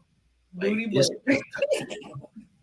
that's a hell of a combination, the motherfucker. I feel like Thugnificent could go platinum in 2024, bro. Like, I feel like that's where we are in the terms of the music industry as a whole. But you got artists nowadays like Drake. Drake could go platinum right now, bro. I can guarantee you the album is not gonna be good. Meek Mill could go platinum. Ross could go platinum. This shit's not gonna be good. A lot of these mainstream artists, they sell really well, but then their music is not good. But you can get someone that is kind of a lower tier, not necessarily say like they're not like, you know, they're just not mainstream, but they're not known enough. Like you can get someone like a Lucky. Lucky could completely make a better record than some of those guys. And he might sell like 8,000 to 10,000. Just because people may not just know Lucky, or he may not, like y'all said, he'll have a lot of shit manufactured for him. So the expectation is just low. Yeah. Yeah, I think the whole sale, particularly in this age where the stream numbers, the streaming farms exist. We know the streaming farms exist. They can literally just have phones just streaming your shit all fucking day, you know? So without us having a clear-cut idea of how they actually get the numbers, do you have to actually be a subscribed person to these platforms for the count for a stream? Or can you be on the free? Because if you're on the free fucking app, you can stream that shit all day. I'm pretty sure it counts, though. Yeah, so I'm pretty sure it counts. But if we're going off of like, you know, how people should be, if that's how people should be reacting to, you know, album sales and shit like that, motherfucker, Tech Nine need to be the greatest rapper of all time, man. And deserves the utmost respect from everybody. But I guarantee you, you play a Tech Nine song around the hoes, they are scared. They are scared. Tech Nine makes scaring the hoes music. It's good music. It's scaring the hoes. But he's selling more than everybody that people are talking about right now. Yeah, he's outselling everybody. He's got an entire brick factory in Kansas where they manufacture. He built that shit. So that's how many records he sells. The fact that he has his own factory to sell his own shit. Like, he's that great of an artist himself. Yeah, he has his fan. He built his fan base from the ground up. Feel me? And they gonna technically ground. You're not scaring that many hoes. You know what I mean? Yeah, he's not scaring them. You're not scaring that many. Nah, the Midwest hoes built different. Let's go to the. How would you know? I'm from the Midwest, cuz. But anyway, I got some stories I can tell. Bitch hit me with my own car one time. You can't see my eyes in this mask, but. We had Kodak Black raising some eyebrows with bizarre pill popping behavior. Bro, he really was popping pills on the. Why does everybody go on Kai shit? Is that the new place? Okay. First and foremost, yes, going on Kai Cenat's stream, that is essentially kind of like the modern day talk show for Gen Z. Because you know how we got Conan O'Brien, Jimmy Fallon. I think that's his name. What's the other one? The Tonight Show nigga. I don't know. But we got those niggas, and Gen Z got Kai Cenat. Because he streams at night. He has these famous artists or celebrities, because John Cena was just on there. So they come in, they hang out, he talks to them, and they just, you know, I wonder at what point he was determined the gatekeeper. Like, at what point, who was the first person he had on there? Yeah, that's tough. The first like big star. I don't know. He's definitely been doing it for a while though. Yeah, him and that. But that speed dude have people actually come on his shit? There you go, Jimmy Kimmel. That's what you're thinking about. Full compilation of Kodak Black tweaking. This must be a Chicago person. Don't nobody use that shit, but man, you're just keeping. What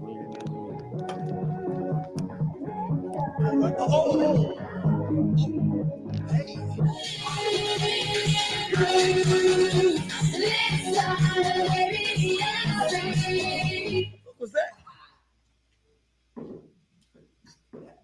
glitch for the twitch. Sometimes you can't always say it, but at times when it feel good, that's what you say sometimes. Yeah. Hop on that track. She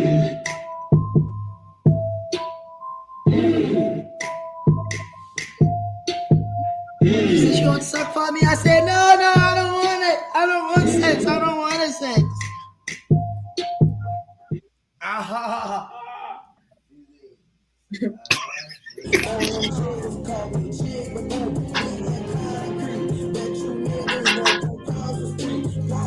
That's the same crib.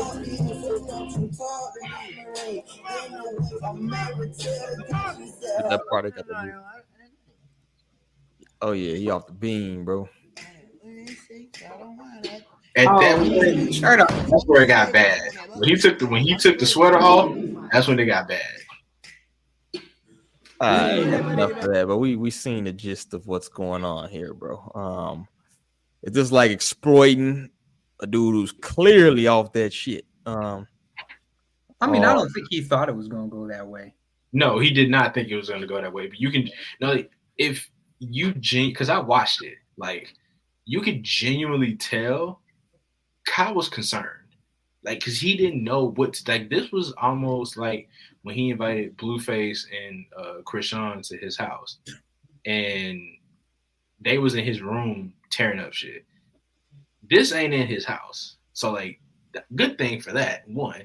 But you know, how would you react if you invited a known tweaker to your house and he off the Xannies, and you got to hang out with this nigga for another 2.5 hours? Yeah, you just stuck, bro. Because Kai's streams last all night for the most part. I'm pretty sure these people aren't spending the night. So, if anything, you around this dude who off of Perk 30 for what, 5.5 hours, nonstop, just in your personal space. Like anybody in that moment is just gonna be completely frozen, and he was.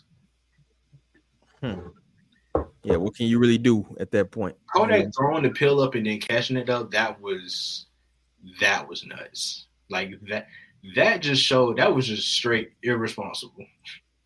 A glitch for the Twitch. Like that was very irresponsible because it's kind of like, okay, Kodak, especially because like he was literally talking about being clean, being sober, being on a better path. And then, bro, you popping pill. First of all, I'm surprised they even let this man keep his account. Because he definitely was not supposed to be doing drugs on stream. And that's exactly what was going on. Yeah, I'm surprised they ain't cut that shit midstream, bro. But they can't probably tell what the fuck he was popping. You know what I mean? And plus, Kai makes them so much money, man. At a certain point, they're probably making a business decision as well. You feel me? So that's insane. What do you do? What happens? Do y'all think fucking people need to stop inviting Kodak? Do you need a fucking intervention? What y'all think need to happen? No, it's the same thing that we talked about in the group chat, folks. Yeah, I mean, I think people should stop inviting him though, but I don't think it's going to change any. I don't think it's going to change anything in his personal life. And you know, in the group chat we talked about that. I don't feel bad for the guy. Nope. And there's very specific reasons I don't feel bad for the guy. Just as a man. You don't do that, man. I don't trust no niggas wearing dangly earrings. And I'll say that. All right. That's crazy. That's crazy. Hold up the granny earrings. That's rule number 58 on the list, by the way. Oh yeah. I didn't know that. Did you just add it or? No, it's that's on. That's from the beginning. Wear earrings, especially those dangly cross joints. You feel me? Yeah. Oh, I hate those with a passion. It's on there, but zesty. Yeah, get your Miguel on. J Cloud, like I agree with y'all, man. Like, we gotta stop inviting this nigga places. Yeah. But they're gonna keep doing it. They're gonna keep doing it because it's like, oh well, you know, give them a chance to get together. It's like, how many chances you gonna give them? Or like, this is just a theory. It could be like Orlando Brown, where it's just kind of like you're inviting him knowing he's going to act a fool, and that creates viral clips, viral moments. It gets you more people to watch your shows, your videos, your channels. It's almost like the term, there's no such thing as bad publicity. So it's kind of like if you invite Kodak, like you want him to change and do better, but you're not gonna make him do it. You're just gonna let him be who he is. And if you want to pop some perk 30s on your shit, then that's what he gonna do. You gotta just deal with the fallout of it. Yeah, I will say though, I don't think Drunk Champs invited him knowing he was gonna do that shit. No, fucking no. They definitely did not think they don't want that. They don't want that on their brand. No. And I don't think Kai didn't think that shit was gonna happen either. That's why. Yeah.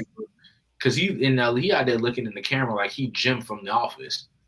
Yeah, he did. I feel like he's probably not around that shit that much. Which is why he was like reacting that way. Like, because them A&P dudes don't do drugs and shit like that. Like they don't drink excessively. They don't do drugs. They don't do all that extra stuff. So it's like he not in that environment all the time. Plus, Kodak is one of them niggas where it's like Kodak from the trenches. Zoe nigga. He probably used to that shit. But I mean, ain't fucking Kai. What is he? Ain't he Haitian or some shit? What is he? Yeah, he Haitian, but I'm saying like it's a difference, bro. Like Kodak, the Kodak we knew in 2016 and the Kodak we know now is night and day. But it's like night and day in terms of he got worse.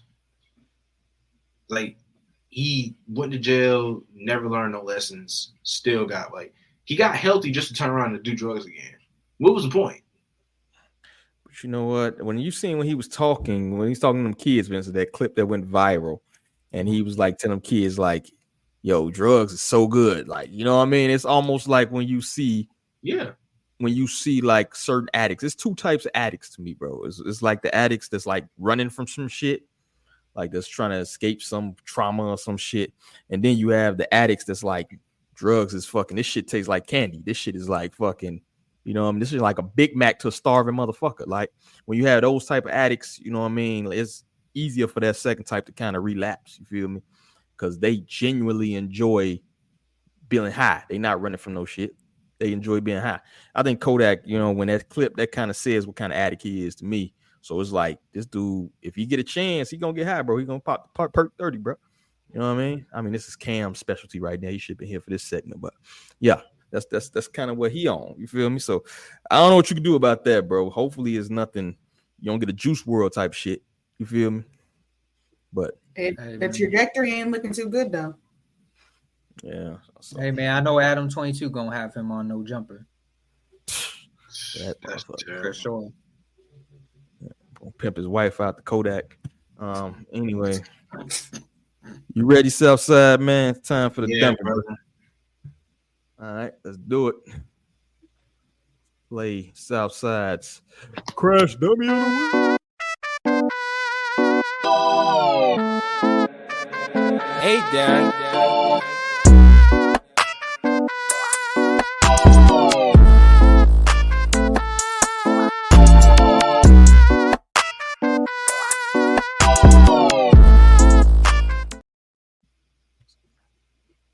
Who you got? All right. So today, I know y'all see Southside Gunna in the bottom of the corner. It's not Southside Gunna today. Today's El Negro Ninja. And El Negro Ninja has decided to give Crash Dummy to the one and only BOOSIEBADAZZ. Because why is this motherfucker Boosie asking Donald Trump for a fucking pardon? Oh. It has been 45 minutes since this nigga has gotten elected. This nigga not even in office yet, bro. What we doing? Did y'all not see this long dumbass tweet this nigga just made? Can you pardon me on my Fed case? I'm a non-violent felon. Sir, you beat a murder rap. What you mean? The courts ruled that a non-violent cannot be charged with a 922G. The fuck? This man is pleading his case via Twitter. The last sentences was killing me. Let's get this money and drop the taxes. This shit is stupid, bro. What are we doing, bro? Like, niggas are fucking stupid when it comes to this goddamn election. Like, I'm sorry. Actually, no, I'm not sorry at all. Please don't be this type of Negro for the next 4 years. And more importantly, why would Boosie be worth a pardon? I feel like there are other black people Trump would pardon before Boosie. I feel like he would take care of those first. Like, I don't see why that would happen. More importantly, bro, you got a whole family. Why are you still getting arrested for stupid gun charges? Do better. Facts. And we have it. With that, we have Boosie Badass getting the Crash Dummy of the Week. Dun-dun-dun. The ninja has spoken. El Salcidio has spoken. All right. Then let's get him the car crash for you, Boosie. There you go, buddy. Crash out. Anyway, moving on. Who we got? Ab-Soul onto some talented people in the building, right? Ab-Soul set to release another album November 8th, yo. It's 2 days from now. So what do we predict? He's supposed to have a star-studded lineup on here, yo. Oh, he does. He got like crazy features. Vince, Ty, Nala, I think Q is on there. Yeah, Doechii, Lupe. Doechii's on there. Yeah, it's a good little track list, man. It's nice. Ab-Soul taps Lupe Fiasco, Vince Staples, Doechii, and more for Soul Burger track list. The Lupe feature is the only feature I'm worried about. Because I don't need him rapping from the perspective of a white woman again. So what do y'all think? How y'all think the album's gonna turn out? It's gonna be great, bro. It's gonna be good because it's like, first of all, rest in peace, Dope Burger. He was a super dope dude who he was basically Soul's A&R and like gathering like beats and like bringing upcoming artists to him and shit. He was a good dude, but this album's supposed to be like a really like a tribute to him. So I think Soul's gonna put a lot into it. Yeah, like everything he has, really. So I think this is gonna be a really good album, probably his best. I was gonna ask where the name Soul Burger came from because it sounds so random. Yeah, that's pretty crazy. Yeah, I think that's I also think that like the features that he got really speak to how he knows who to work with, who can bring out the best in his raps, and how he can get the most from his features as well. So, like I said, the track list looks really interesting, man. His last album was really good. I don't think he got the appreciation that it deserved. But I think this one right here, especially because that lead single was fire. So fire. Yeah, I think what we got here is we're gonna get. I personally feel a classic coming. That's just me. Because this nigga's a walking encyclopedia when it comes to rapping. So I trust Kendrick. Is Kendrick on there? I didn't see him on there. Or if he is, he gonna have that. He gonna be like he gonna be just like what Baby King was on Tyler's album. He gonna have that one ad lib and it disappears. Got Blast. Yeah, I don't see Ty Dolla $ign fresh. No Kendrick. Yeah, bro. he should be on the right, top right. Ty Dolla $ign. It's Ty in there, bro. Ty in there. Yeah, Ty on there. But I'm saying like I don't see any of the black hippie cats on it, bro. It's like, yeah, I think this was just like a more personal project at the end of the day, and I think which is fine. I don't think he wanted to take away from that with just getting like because if you put Q, you gotta put Kendrick. You put Kendrick, you got like that. Like they always want those three or a combination of the three to be involved with the project somehow every time. Yeah, and this wasn't this wasn't the place for that. This is like when Dolberger was like his best friend. So this is like, yeah, like he's putting everything he's got into this shit. So yeah, this personally to me could be potentially album of the year. Like it could be. Like Soul is one of those guys where it's like, I know he's gonna make a good project. It's just how good are we talking? I think this is the one. Because he got some good fucking albums. So if he even remotely touches, a slither of, that perfectionism that he has in his craft, yeah. I know Chromacopia is number one for me right now, but I don't know, man. That's what honestly. I hope for this album run, I hope he's more visible, and I hope that he puts more like promo and like marketing into it, because like I would like for him to be like up there visibly as much as like, for example, like a Kendrick or Q. Because like to me, he's like one of the best rappers out of TDE, if not the best, and he's like one of the deepest, and I appreciate that. But I feel like he's so maybe introverted or something, to where he's just like, he'll make his album, post it, promo it once, and then it's just like, you know what I'm saying? You don't really hear much about it, but I want him to put more into it, because like I definitely, that first single was fire. And like, did y'all notice that Problem rebranded? Like he changed his name to Jason Martin. I was like, what the? I'm still calling you Problem. Yeah.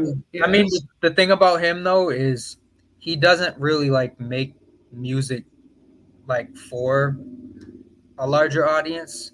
Like if you go to Do What Thou Wilt, that's like a Rascast adjacent album. That's not for Kendrick's audience. That's not for a big audience. That's very intellectual. Like that too. Like they're very sentimental. They're very kind of like it's ironic. It's music for introverts. Like if you're an introverted type person, if you're a deep thinker, if you feel like you're a spiritual type person, like you can understand him a little bit more. And I think that was what helped him stand out of TDE so much, because Kendrick was the forefront guy, and Q was the relatable dad who was the gangbanger of the group. And, you had J-Rock, who kind of was there, but he wasn't there, but he always had a presence. It was like Soul just did his thing in the cut. Like you knew he was there, but ain't nobody bothering him. He's kind of like that quiet kid in class who get all straight A's and shit. You just ain't notice him there. Like, I mean, and that's fine that his music is not for a wider audience. I still want him to be more involved. Like, you know what I'm saying? Because that's the thing. That really is asking a lot. Like that's just not who he is. So it's like it's really up to the fans more so to try to spread that message along, that Soul's got an album out, stuff like that. Because it's like he doesn't promote. Like that's just never been him. I've never seen this man promote an album like constant. Like a constant rollout promotion, even after a drop. Like it's not like that. Like he just that nigga goes. And I feel like that's the difference between him and a Kendrick. Yeah, I respect it though, because at least it would be different if he didn't make good music. If he didn't make good music, it'd be different. But because his music is so fucking good, you kind of just like, you know what? Do you, bro? I love it. Tell you what, yo, his music gotta be great. Got the resident atheist talking about some spiritual fucking enlightenment. I heard that. Are you converting? Yeah, no. It's El Saucidio. No. Finding some motherfucking religion over there. El Negro spiritual. Y'all El funny. All right, man. We got anything else on that? You doing a review? I know you probably dropping a review for that shit when it drop, right? Probably the next morning. I'll probably listen throughout the night and then probably have something ready by that morning. We gotta review it as a family, because I know we all listening to it. For sure. We might have to do that. Might have to do a fucking podcast about that shit. But let's bring up the next topic. We got anybody got anything else on Absol? Nah, man, just looking forward to the album. Yeah. Gucci Mane is accused of Mac Breezy, his former artist, and his I don't want to say side piece. That was actually his girlfriend, I think, at the time. Domestic violence and theft by ex-girlfriend. I'm coming for what's mine. Gucci Mane has been accused of domestic violence and theft by ex-girlfriend Mac Breezy. Mac, who Gucci was previously signed to him, made the accusations in an Instagram post on Monday, further claiming that she was not properly credited for her contributions to his song. You love collaborating with me on your albums and mixtapes, but I would love to get paid for my writing credit, she wrote alongside a throwback photo of them together. So what do we think? Yeah, it goes on basically say she wants to be paid for those old songs. I think Pills and what's the other one? Go Ahead. First and foremost, does Gucci even own fucking Pills and Go Ahead? I highly fucking doubt it. And is that even making money in 2024? I have a better question. Who is Mac Breezy? You from Georgia? You don't know who Mac Breezy is? I'm just being funny. I'm just being funny. But look, Gucci ain't got no damn money. Gucci ain't got no money to give to nobody. So if she trying to get money out of him, she gonna be SOL. Yeah. But my thing is though, how long has it been? I don't want to be that person, but it's like them songs gotta be 17, 18 years old. Yeah, like what are we doing? That's the shit that get on my nerves. Why are you waiting so long? Why are you waiting to get your money now when he was arguably one of the biggest rappers getting money, dropping mixtapes from jails and all that? What happened like then? Well, I give her due. She tried to explain why she did it, so I'm gonna pull this up. This is Mac Breezy. Something up real quick. I know it look a little crazy. Let me just set the record straight. This is not a clout chase. Like, come on, let's be real. If you know, you know. The whole thing that initiated all this is when I did the show recently at Center Stage with all the Atlanta artists, of course, I performed. Y'all know the records, Pills and Go Ahead. Alright, so the next day, as I'm trying to post my performances on Instagram and Facebook and everything, Instagram keep blocking and muting and taking down my video saying I don't own the rights. Y'all, this shit pissed me off because I could post any other artist, not a problem. I could post anything else, but when it comes to songs that I'm actually on that I contributed to, I can't even use. Like if I want to do a show and go post it on my YouTube channel, I can't even do that. And see, that's the issue. Like we all know what this man owe me, but at the end of the day, I ain't never wanted to sue nobody. I ain't never want to have to go through all that. You feel me? Yeah. But I'm gonna do what I got to do because the bottom line, at the end of the day, Crime Mob just got to celebrate their 20-year anniversary. Guess what? Go Ahead came out in 2005. Guess what? Pills came out in 2007. It is 2024. And these records, we're going in 2025, and these records are still in rotation and still getting spent to this day. Radio, airplay, streaming, in the club, no matter where you go, people are still playing these records that I am a part of and that I wrote on. Okay? So all right, we get the gist of it. She wants to be paid. But she's getting credits. Where's the contract that you signed? Facts. I'm about to go there. Easily be debunked right then and there. If you had a contract, then you could present that to Instagram itself and make your money on that platform alone. But you talking about you had songs from 05, 07, and you seeking what, 25 cent royalty checks? Yeah. Like come on, bro. Like I get it, but like one, your songs are not being spun on the radio. That much I can promise you. Because Pandora wouldn't even play your shit on the Gucci Mane station. Anyway, two, I get that you're upset, but like you were signed to him, or you had a contract where you had something in writing. You doing work, you're not getting your credit. okay, where's your documentation to show you actually got these credits though? If you a listed credit, then there's nothing that he can dispute. He gotta pay you. Now, if he ain't paying you, just take his ass to court and be done with it. Get the fuck off Instagram. Do it the legal way. It's a very simple thing to do. But clearly, you ain't signed no papers or you ain't on no records, because if that was the case, you wouldn't be going through this shit right now. Facts. Well, it seems like an older person who doesn't understand how Instagram works, because honestly, even if her name was on it, they take my shit off Instagram when I post my own shit. You know, Sony hits me with strikes when I post my shit. So it's all auto. It's all automatic. So I think she's, you know, oh, they're trying to block me. No, it's just all automatic. And you know, I don't think she did the due diligence of, like, you know, appealing the shit and all that. But that's like, you know, that's older people shit. Oh no! Don't put me in a category. Taking it personal and shit. Like it's just all automatic, and that's how the industry is now. And I think she's suing the wrong people anyway. If you go to Go Ahead right here, right? Let's pull up the credits. View credits. Go Ahead. Performed by Gucci, Mac Breezy. Written by Pharrell Williams. I did not know that.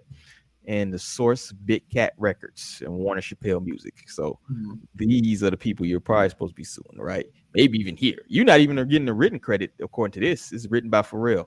Exactly. Well, they probably just did that shit wrong. Looks like they did that shit wong because they didn't credit Gucci as a writer either. So that's yeah, it might be that up. But she's not even on it. It got performed by, but I'm pretty sure it's by a huge ass company. They probably don't fuck around, you know what I mean? But they probably don't want no lawsuits.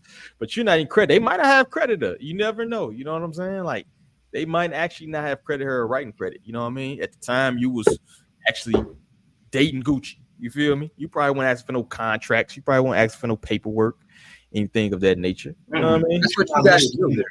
And that's where she She's not listed as a credit either on Apple. She listed as a performer. But these are the credits. Oh.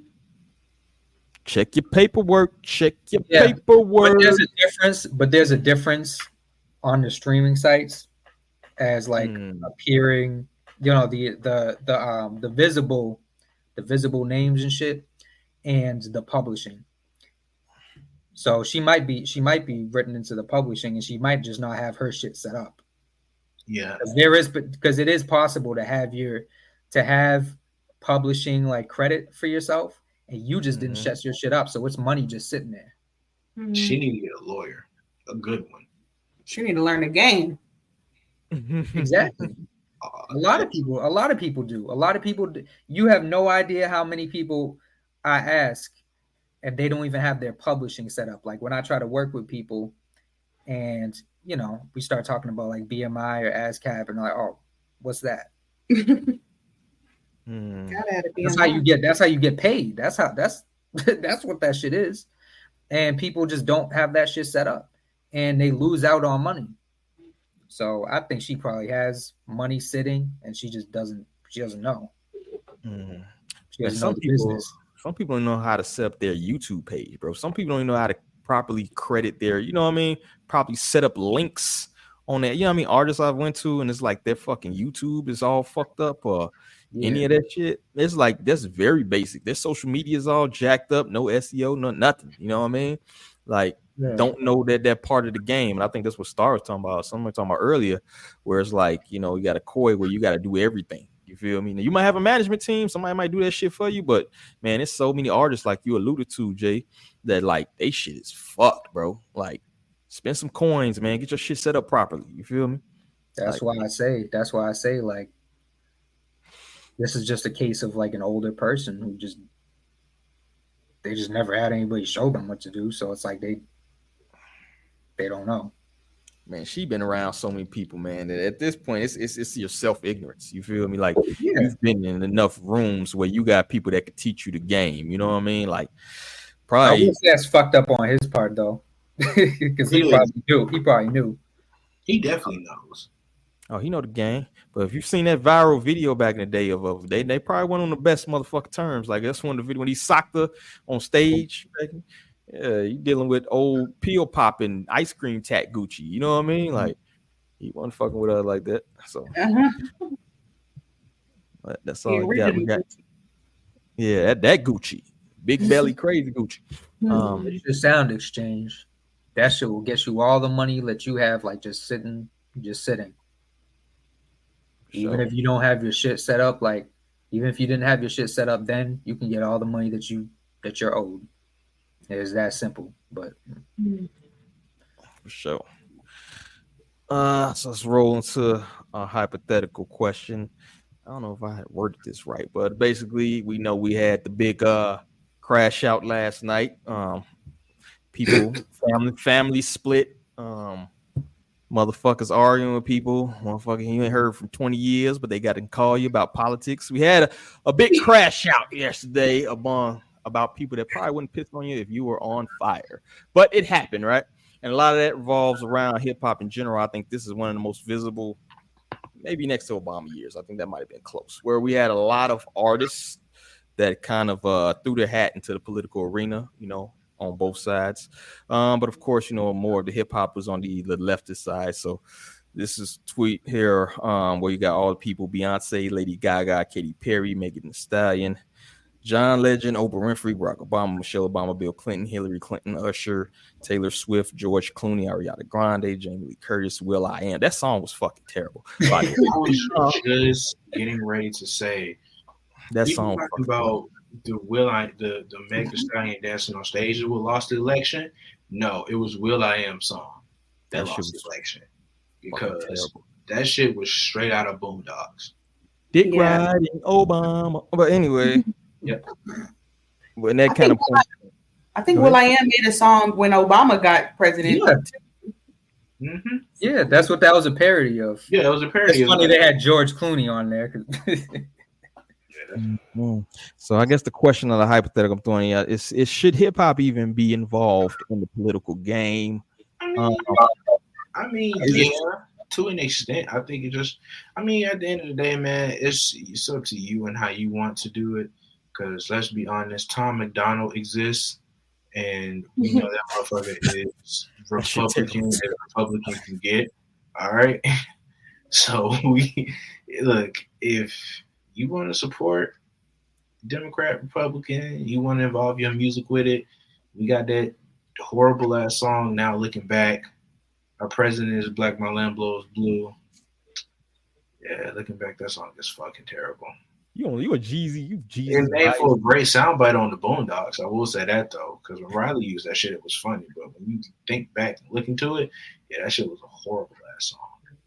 You gonna say every Jeezy song horrible, bro? Yeah, but I think it's just ingrained because I mean there are different things that people use rap music for, like to fight back the government, like Public Enemy, and make a stance on police brutality, like NWA. So it's like rap music has its ways of making those statements. I think it's just the problem is how the music is being used. If you're just using music just to try to pander to niggas to get votes, yeah, that's not gonna work. But if you use it with the intent of having a message and actually trying to really show people like, hey, like this is important, I don't see the problem with it. Yeah, but the issue was she wasn't having a single artist up there that stood for fucking anything. So it's like, what message are you sending? Having respect to Glorilla, but what message are you sending? You're not sending a message at all. You're just having a concert. You're just having a free concert. Yeah. And there's no reason to see Glorilla on C-SPAN. She couldn't even perform the song. It's like because he had to bleep out every word. She was basically just, what ain't got no, and he ain't got me, and bro, what the fuck? And then she accidentally cussing and shit, saying the cuss words. That's what I'm saying. It's just when it comes to rap music and these political rallies and stuff like that, man, time and place, man. Time, place, and pick a song that, you know, if you can be relatable to the people, because it's like you just gotta have motherfuckers who actually, you know, care. Or even if you don't have a song that's relatable to politics anyway, like just get up there, speak some words, and then just say, hey, y'all mind rocking out with me? Let's just rock out, have a good time. Like, all right, cool. Should have got common like Obama.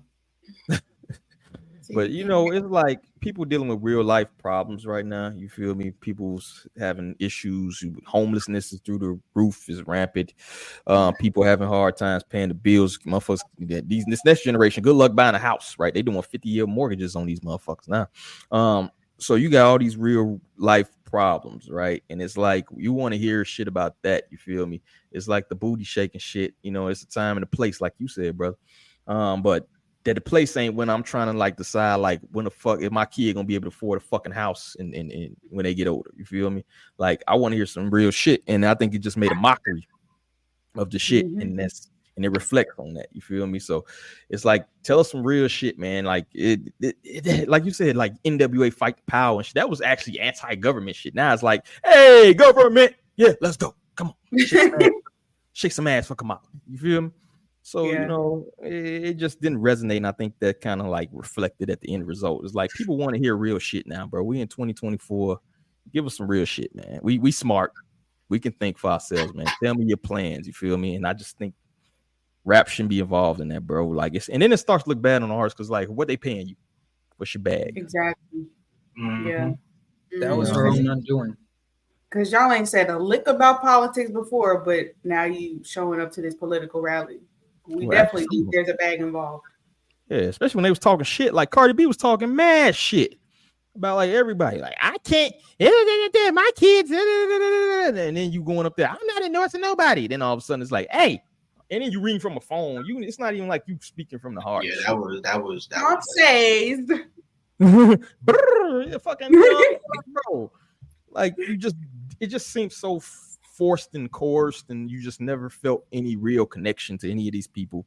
And I think that reflected at the end of the day, it's like, man, talk to us like adults, bro. We adults, man. We can take it, bro. Tell us some real shit. Tell us some fucking plans. You feel me? Not like this other motherfucker got any plans either, but goddamn, you know, I don't need nobody shaking ass for 30 minutes for songs they can't even fucking rap. You feel me? Yeah, I mean, what her undoing was when people would ask her real shit, she would dance around it or just all together, you know, try to move the question to something else. Yeah, he wasn't actually answering anything. You know, you can't pander to niggas, man. It's like that pandering shit don't work. You gotta really diverge from that original plan and really actually, like, you know, the election was won on fear mongering and racism and shit. You feel me? So like, Trump got his methods. I don't agree with him, but he got his methods. Your method was to have 2 rappers come up and shake their asses on stage. It's just embarrassing. I agree, Star. I agree. I think it is embarrassing. I think that, you know, we just this wouldn't have. I don't know if you was trying to get the black vote, because like white people don't care about this type of shit. And it makes me think about shit either, to be quite honest. Like, we see this shit on the BET Hip Hop Awards. Why the fuck would we want to see this shit during a presidential campaign? It's a bad look for everybody. It's a bad look for the country in general. Like, yeah, I agree. For everybody involved, we kind of look like jokes on the world stage, to be honest with you. Like, if you somewhere where they fucking sane and you look at American elections, you'll be like, yo, what the fuck be going on over there, yo? You got motherfuckers talking about eating cats and dogs. You got motherfuckers shaking ass. It's a shit show, bro. And I just hate that, you know, this thing I love called hip hop is putting their fucking like hat in the arena and not even on no revolutionary shit, on some, you know what I mean? On some fucking bootlicking shit. You feel me? Like, we should, if anything, it should be like, yo, hip hop should send a message like, yo, we not dealing with this shit, yo. Like, give us some real shit. Like, go back to the public enemy shit, fight the power shit. You don't hear no more fucking fight the power shit. Exactly. Yeah, laying up with the power, bro. So, oh God. And it's crazy because like growing up, well, I still do. Like, I love like political rap and like shit with a message, like that NWA. Like growing up, I wanted to rap like Public Enemy, like, and I love like Rage Against the Machine and stuff like that. But it's just like we don't really have much of that right now, especially like on the scale that these artists were at the time. Like we don't have that anymore, and I really would like to see that come back, because it's just like it's one thing when you're talking about, you know, the politics and the corruption and, you know, consciousness and stuff like that in your music, and like, and you go on, for example, like the political rally and you're whatever fighting for what you've been talking about and been vocal about. But like to have somebody like, you know, Glorilla or Meg Thee Stallion twerking for the, you know, for the vote, and it's just like they ain't never said not one, you know what I'm saying? It's just very, I got secondhand embarrassment, because it's just like, is that what you think of Black people? Is that, you know, you got these white people looking at us like, oh, fucking ghetto ass jigaboos. You know what I'm saying? Like, you know, so it's just like, it would make more sense if you got somebody that was politically aligned and had a message and stood for something, but you just got these random people that are like pop culture, like current at the moment, to do your bidding. And it's just like, well, I just want to know, why was Cardi B on a poll? Like, why was she up there? She can't even fucking talk. Barely speak English. Yeah, because she wanted to get Cardi B's fans to vote for her. Yeah. Not for any other reason other than they're just following Cardi B's lead. Not for any actual tangible reason. And it's just sad, because that's what it's resorted to. That's what it's resorted to, collecting all the celebrity endorsements, but it's just like, and look where that got you. Didn't even really talk about your plans for the country. You know what I'm saying? Came out your own mouth saying, I'm not going to do anything specifically for Black people. And it's just like the way people have been so emotional and crashing out about it. It's just like, come on, bro. Like, use that energy for yourself. Like, do what you can do in your life. Because it's just like, it makes me think about what Malcolm X said. Black people are really the only people that prop up basketball players, celebrities, rappers, like athletes, like, and look at them as like political figures. Like, what a joke. What a joke. Facts. And you have people out there putting in work, you know what I'm saying? Like, you got people volunteering, doing shit. I've, you know, mentored some kids. I work with some organizations, and there's people out there really putting in crazy work out here, bro. Like, you know, doing mentorship programs out here, you know, talking to gang members and shit, trying to deter them and shit like that. And it's like, instead of propping those people up, you know what I mean? Like, you try to prop up these celebrities, and I think people have had enough. You know what I mean? I think what Cat Williams say, like, you know, the veil's going to be lifted off. People's not going for that bullshit. It's a new age. You know what I'm saying? And it's probably the first time I ever probably seen, like, I'm used to like the Republicans winning like the electoral college shit. This is the first time I ever seen a Democrat get washed in the popular vote too. She's like 5 million down right now. You feel me? Like, that's insane, bro. That's insane. So it's like, you know what I mean? It's not so much a reflection on this great job that the orange dude is doing. Is that you really failed. You very much failed. You know what I mean? So wasn't even close, man. Yeah, I've never seen a Republican wash a Democrat like that in the popular vote. Normally people complain about the electoral college and shit like that. Get rid of that shit. You fuck popular vote got washed. But yeah, you gotta, and then in general, just my point is that hip hop, I think in general, should talk about real shit. You know what I mean? Let's talk about helping the homeless. You know what I mean? Talk about toppling all this bullshit, you know what I mean? Corporate greed and all that other shit that people talk about. Let's talk about that shit. Don't be up here twerking with a former prosecutor. Like, you feel me? But the thing is, when you do that, people brand you as, oh, he's corny, he's positive, like he's too positive. So it's like people don't want to jump out there and put themselves on the cross and be, you know, the corny dude or the, you know, overly positive dude. Because you see how people make fun of fucking Common. Right? That's a good example. Yeah, I think there's a way to do it to where it's not corny. Because, for example, Larry June talks about positivity, but he does it in a way that's cool. I think there's a way. You gotta have some edge to you too, to not just be so, you know. Yeah, but I mean, like in the context of like politics, or not even politics, but like real like social issues. And you know, I don't listen to enough Larry June, but like, does he like really speak about like social issues? Like, you don't talk about no systematic oppression. Larry speak more about himself and what he's been through and how he's, you know, attempting to change his life for the better, do better for himself, and how to set stuff up and shit like that. And we don't really have a lot of good social conscious rappers. That's true. And I missed that. We definitely did before, but we don't have as many now. And the ones that we do, they are kind of corny. I mean, would you consider JPEG Mafia socially conscious? I would consider JPEG Mafia not only socially conscious, I would consider JPEG Mafia the most socially conscious rapper we got. Yeah. And I haven't listened to him enough to really know that, but I'm curious now. I would say that because he served in the military. Yeah. So he already knows the type of, he knows the ins and outs of the American government.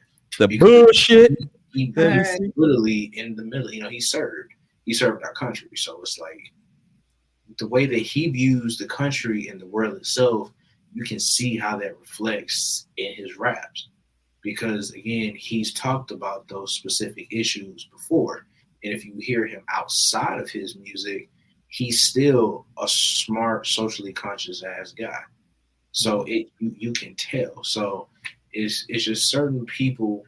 But if he got on stage, he endorsed the president, you're not gonna think, oh, I should listen to this guy. You're not gonna think that. The average person is gonna think that. You're gonna be like, he's compromised. Yeah, because again, they would like to pander. So you have to get somebody like a Sexy Red or somebody like a Cardi B or a Megan Thee Stallion to get up there, because they believe that like if you can relate to them with people that they know and that they see all the time, then I can get this person to vote for me. You throw JPEG Mafia up there, you're gonna get all the 6 niggas in the world who be like, hey, I know that. That's not to say that Peggy don't have fans, but I'm just saying like Peggy isn't a mainstream rapper like that to where people are gonna know him and immediately recognize his face. Yeah. But what about Vince Staples? Vince Staples made a complete left turn and became socially conscious, because he wasn't. He was socially conscious, but I think his music didn't necessarily reflect that in the beginning. But I do know, like, when he dropped that first project and he was talking about police brutality and things like that, he's always hyped on it, and I think he's become more of a political commentator, so to speak. I'm not a political commentator, social activist. I'm looking for a social activist. So it's kind of like he's done more for the actual community itself rather than, the music industry right now as a whole. He's kind of diverted his attention. So it's kind of like what Peggy's doing for the industry. Peggy's still making awesome music. Had the best album of the year last year and probably one of the best albums this year. Like, he's still in that hip hop space. Yeah. Whereas Big Mensa, he's socially conscious, but he's not in that hip hop space right now because he ain't dropped really. He dropped a verse or two and things like that, or feature, but like he ain't really focused on the full length album. Like he's really focused on his acting, on the Shy, and then he's doing his socially conscious shit. He's working with the community. The Shy still on TV? I think, I don't know. I stopped watching when what's his name left the show. Yeah, that shit got corny after a while. But I think it's a level between, like, let's say a Dead Prez, Immortal Technique, and a J. Cole. You just need to find a dude that's in between them cats. And I think maybe that'd be a good mixture of, conscious, but still can do mainstream shit, right? Well, I think everybody we just named is like in the middle of those. Yeah, I want to see one elevated. I want to see one that gets elevated. But why do you think that it's not elevated? Because suppression? Like, I want to know why that we don't have one. Like, because they were way more prominent. We had the 5% rap. We had conscious stuff on the right. Like, why is it not prominent right now? That don't sell. It don't sell. What's at the top of the? Yeah, what's at the top of the food chain is what's they're putting the most money into. But why did it sell back then? What's up? Why did it sell back then? I mean, that's really all we had back then, because that's what society was about. Everything that they was rapping about back in the day was what was going on in society. That's why, Straight Outta Compton did so fucking well, because that's what was going on in society at that time. You know, Public Enemy made good records because that's what motherfuckers was dealing with on the regular. Whereas now, motherfuckers, we are in a different time where we don't have those. We have those problems, but it's not to the extent of what it was in, you know, the 80s, 90s. Yeah, you know, I don't think that's it, bro. That ain't We it, have bro. different problems. Hip hop That's wasn't the big one, like, Jay. we have those problems, but I'm saying like we don't. That shit is not at the forefront for the record labels to push Well, out. you said the magic word right there. Record labels, dog. The big money got into politics mid-90s, right? And they don't want to push those type of artists. Before you had small record labels, you had the Sugar Hills of the world, you had the smaller local record labels who put out the album. They want that quick money that's gonna keep coming in, keep being a constant cash flow. You know, let's be honest, bro. If it makes sense, it ain't gonna sell. If it's some shit that motherfuckers gotta think, if your shit sound like a graduate thesis statement, motherfuckers is not trying to put money behind it, bro. And why is that? Why is that? Don't you think if they do what they do now with the constantly because spinning niggas don't the have same attention spans to thing? think, bro. Let's be real. Niggas don't have attention spans to think. That's because that's intentional though, dog. You feel me? No, like they exactly. dumbed it down on purpose. They made songs 2 minutes to be the industry standard. I don't think that's necessarily the cause of society. I think they did that on purpose to dumb down society. They want you dumb and stupid and fucking don't have anything else to say. If you flood the market with that shit where that's the only option, you're forced to listen to that. Or if you even put better producers and shit to produce that conscious shit and put it out, people listen to that shit. It's the money though. You got to get the money. Spans, the money has to come from it. Because if you don't get the money to go into it, and if it ain't coming out of it, niggas ain't gonna even waste their time trying to promote that shit or, you know, invest in it. So it's all about at the end of the day, it plus you gotta think about what it takes to make that type of music anyway. It's not as easy to be socially conscious and make good music and then have that shit sell really well. Because these niggas are dumb. They getting you dumb niggas. Into a booth and be like, I fucked your bitch from Gucci flip flops. It don't take nothing to go in the booth and say that. Exactly, bro. I think the bottom line is we gotta, like, it's easy to say, but like we gotta like decentralize money being the focus. Because just like if you're worried about what's gonna sell, you're gonna talk about I fucked your bitches and Gucci flip flops and little Uzi type shit. You know, well, our Future catching strays, man. Future ain't this. Sorry, but it's just because it's easily quotable. Like it's at the end of the day, like you got to think like it's really all about like motherfuckers really need to understand that simplicity is good music for the industry because it's easy to just go in, say some bullshit bars, make your quick buck, throw it on the radio, get in the club, go on tour, say the same shit for fucking 40 shows, and go fucking home. You get in that bread. You gotta rap any song that's over 3.5 minutes, niggas is tuning the fuck out. See, I don't know if it's the optimist in me, but like I'm like hoping and praying that there's like a musical renaissance and that like more independent artists like I agree. are on the rise. So that way we can have more shit of substance. Because, like, of course, you can't expect these shallow ass people that, you know, mainstream people to make a song of substance. And I feel like we've been trying to get these people and these mainstream people to make stuff of substance when they're not even people of substance. So, like, that's my optimism and hope for the future that, like, you know, these people get elevated so that way. And that's why we exist, too. So we can help shed light on them and push them. You know, also, and that people are getting tired of that shit. To piggyback on that, man, people got to care about the underground, man. Like, I know that, like, you know, motherfuckers don't be wanting to try to, like, hear that shit because it's not selling. You know, to go to other points, it's not selling or it's not popular. But, man, motherfuckers got to really support the underground rappers, man. If you see an artist that, you know, that you've never really heard of before and you know, they got some conscious shit like a Billy Woods, a Lucid, or Open Mike Eagle, or some shit like that. Like when you see motherfuckers like that, man, give they shit some spins. Listen to that shit. They spin some about them. It's out there. Like that good conscious music, it's out there. It's just motherfuckers have to be willing to look for it and listen. Like you can't just be a surface level nigga. Yeah, we gotta look for other shit too, though, because those dudes that you just named, they're top of the food chain in that scene. Of course, so, but see, that's a start. That's a starting point for motherfuckers. Yeah.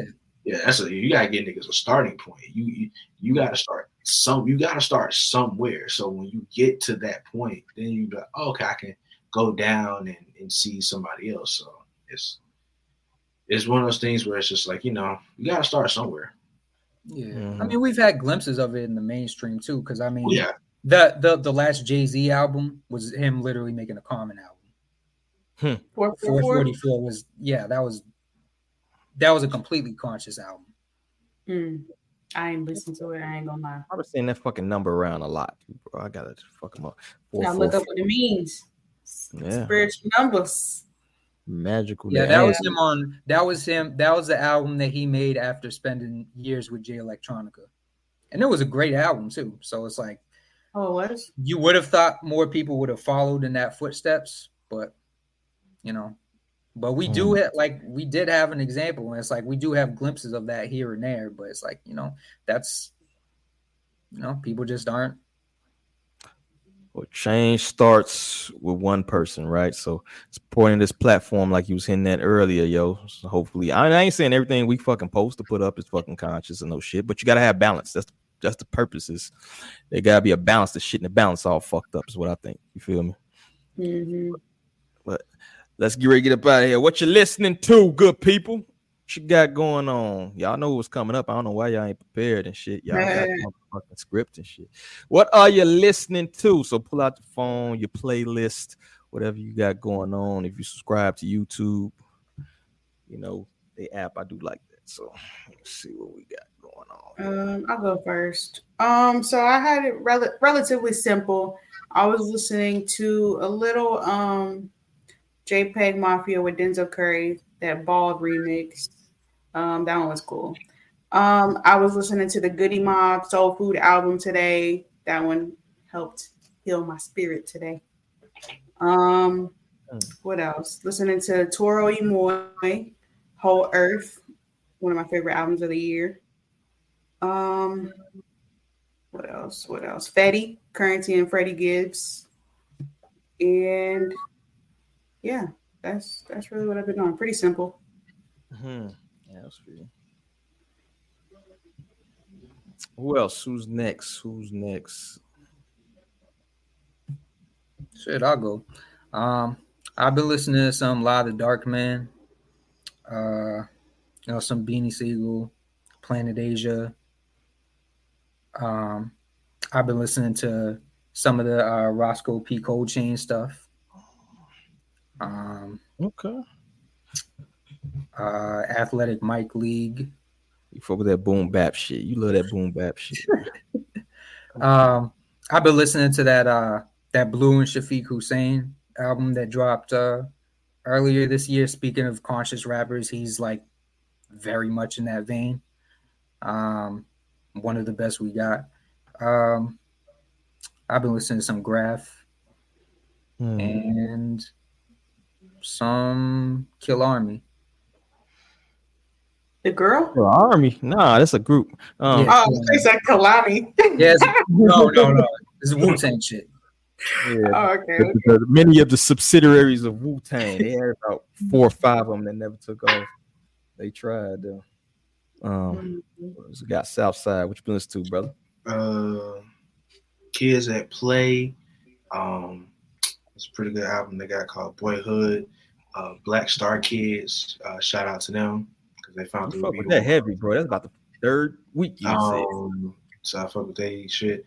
Shout out to Kiana Lee. She saw the review.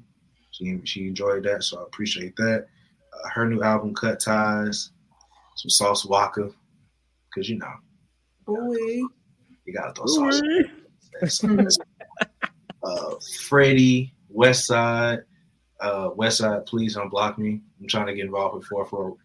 Your cousin? Tell your cousin in the wrestling world. I got my mask. I got my character. I'm ready to go. Just give me a microphone in 5 minutes, bro. I got you. Some Mike, man, some Navy Blue. And then I got some reviews. that I'm about to work on now. I did one for Eternally Take 2 by Uzi. Broken pencil out of 10 for everybody. Want to know the score? Yeah. Is that a 0.75? Nah, 0.9. Okay. No, I'm sorry, 0.098. Sorry. But yeah, I got a review getting ready to come for Flying Lotus. Because I've been, I like to listen to Flying Lotus's instrumentals that he did for Adult Swim because I'm a fucking nerd. Bro. So all kids like a fool for Adult Swim. Aqua Teen. So yeah, man, I'm gonna play that, but also just a side note because I'm a fucking nerd. Like I said, big video game guy. So if you got Nintendo Switch or anything like that, you got the yearly service. They released a music app. You can listen to the music of all the classic games. So I be in the bit cleaning to the soundtrack of Super Mario Galaxy, my nigga. That shit is actually pretty damn cool. Like you legit could hear all songs from like all the games, or like it's like Super Mario Brothers and Super Mario Odyssey, like Donkey Kong 2, like it's everything. So I'll be in this bitch just listening to fucking video game jingles. You need to have like wrestling tunes, like the Oh, I got that too. I got plenty of. Trust me, there are days where I'm in this bitch. I'm listening to nothing but wrestling theme songs and death metal. Yeah, some of them intro songs be all dope. They could have been songs. But anyway, I've been listening to. All right, I'm gonna talk. Y'all gonna say I'm old and shit, but fuck y'all. You know that. I'm listening to some Jeezy. All right. Trash music. Yeah, I've been on some trash music lately, yo. Like Migos. I went to the dope label too. I've been on some fucking stripper music and shit. Bizzle, support the neck hustle. Juvenile and shit. I did get into some Kenny Mason, and I was listening to, for some reason, bro. I was cleaning the crib. I had to listen to Chicago house music, bro. Like that alias, that follow me. I love house music, bro. House music be off the shit, bro. That's the best cleaning the crib music. That's the shit you can have, bro. House music when you're high. Oh, yeah. You talk about an experience. Word. So that's what I've been doing. I throw on the house music, clean the whole fucking house and shit. So that's my shit right there. Shout out to Chicago house music. That's all I got, brother. That's all I got. So last minute, man, I'm gonna give y'all. You working on any projects? You got anything you want to plug real quick? Any shout outs you want to send? You know what I'm saying? Wish luck to your favorite political candidate who may have won or may have lost. You know, go ahead. Start with Star. What you got, yo? Yeah, stay tuned. I got some songs dropping very, very soon. Wrapped up the project, so that'll be dropping this month. Go to rareredness.com, get your organic herbs, get your tea, get your sea moss, get all the good stuff that you need to stay healthy, because flu season's coming around, so get your immunity up. The winter of death. Some few people is coming. Make sure you get your sea moss. Feel me? I'm gonna get a t-shirt to say Rare Redness 5 times fast, and I'm gonna market that shit. I'm gonna take 10% off them fucking shirts. Give you that logo. All right, Jay, what you got, bro? I remixed the whole Ice Spice album, dropped it yesterday. Probably not good timing, but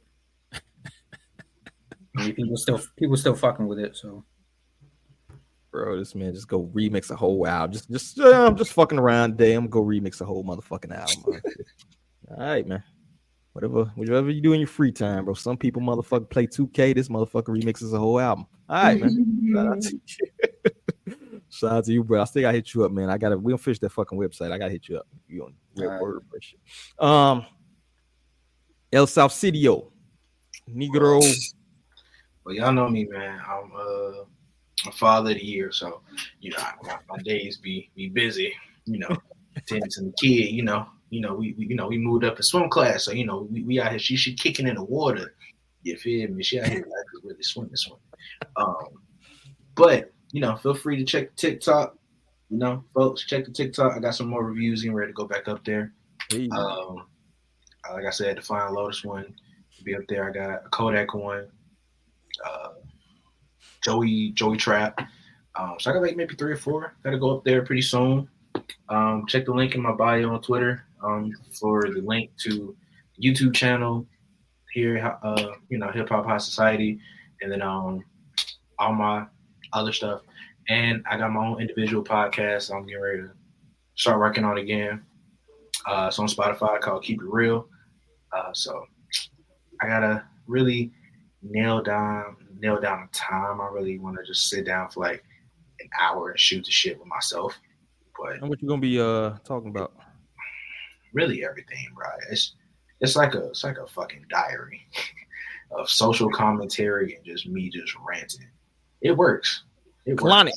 It's a colonic. It did numbers when I was like going. It did numbers like a couple years ago, but I really took like a deep colostomy bag of thoughts. Like my intrusive thoughts would get me kicked off on Twitter. Would get me kicked off Twitter. My intrusive thoughts would definitely be on my individual podcast. So just for that. I'm gonna drop some episodes, drop some clips here and there, some shit like that. But yeah, it's coming soon. All right, yo, we're gonna check you out, man.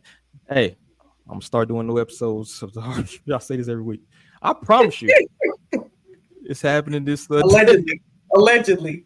People are pissed at me and stuff. So yeah, this Sunday I'm multitask and everything else, and I'm gonna get some more fresh YouTube strikes going because I'm sure they miss me over there. That's all I got, man. So it's been a pleasure chopping it up. It's always good chopping it up. We was a little short today. The band was short, but we still made the most out of it. You feel me? So it's been great seeing y'all chopping up with y'all as always. Thank you for everybody tuning in. We got 100 people right now. Take y'all ass over to YouTube and hit that motherfucking link so we can go ahead, get some ducats going up in this bitch, get some motherfucking promotion going on with the Matrix. You feel me? So outside of that, I got to say on behalf of everybody here, shout out to our crew that wasn't here, but peace. I'm see y'all niggas on Call of Duty, man. Hit your boy up.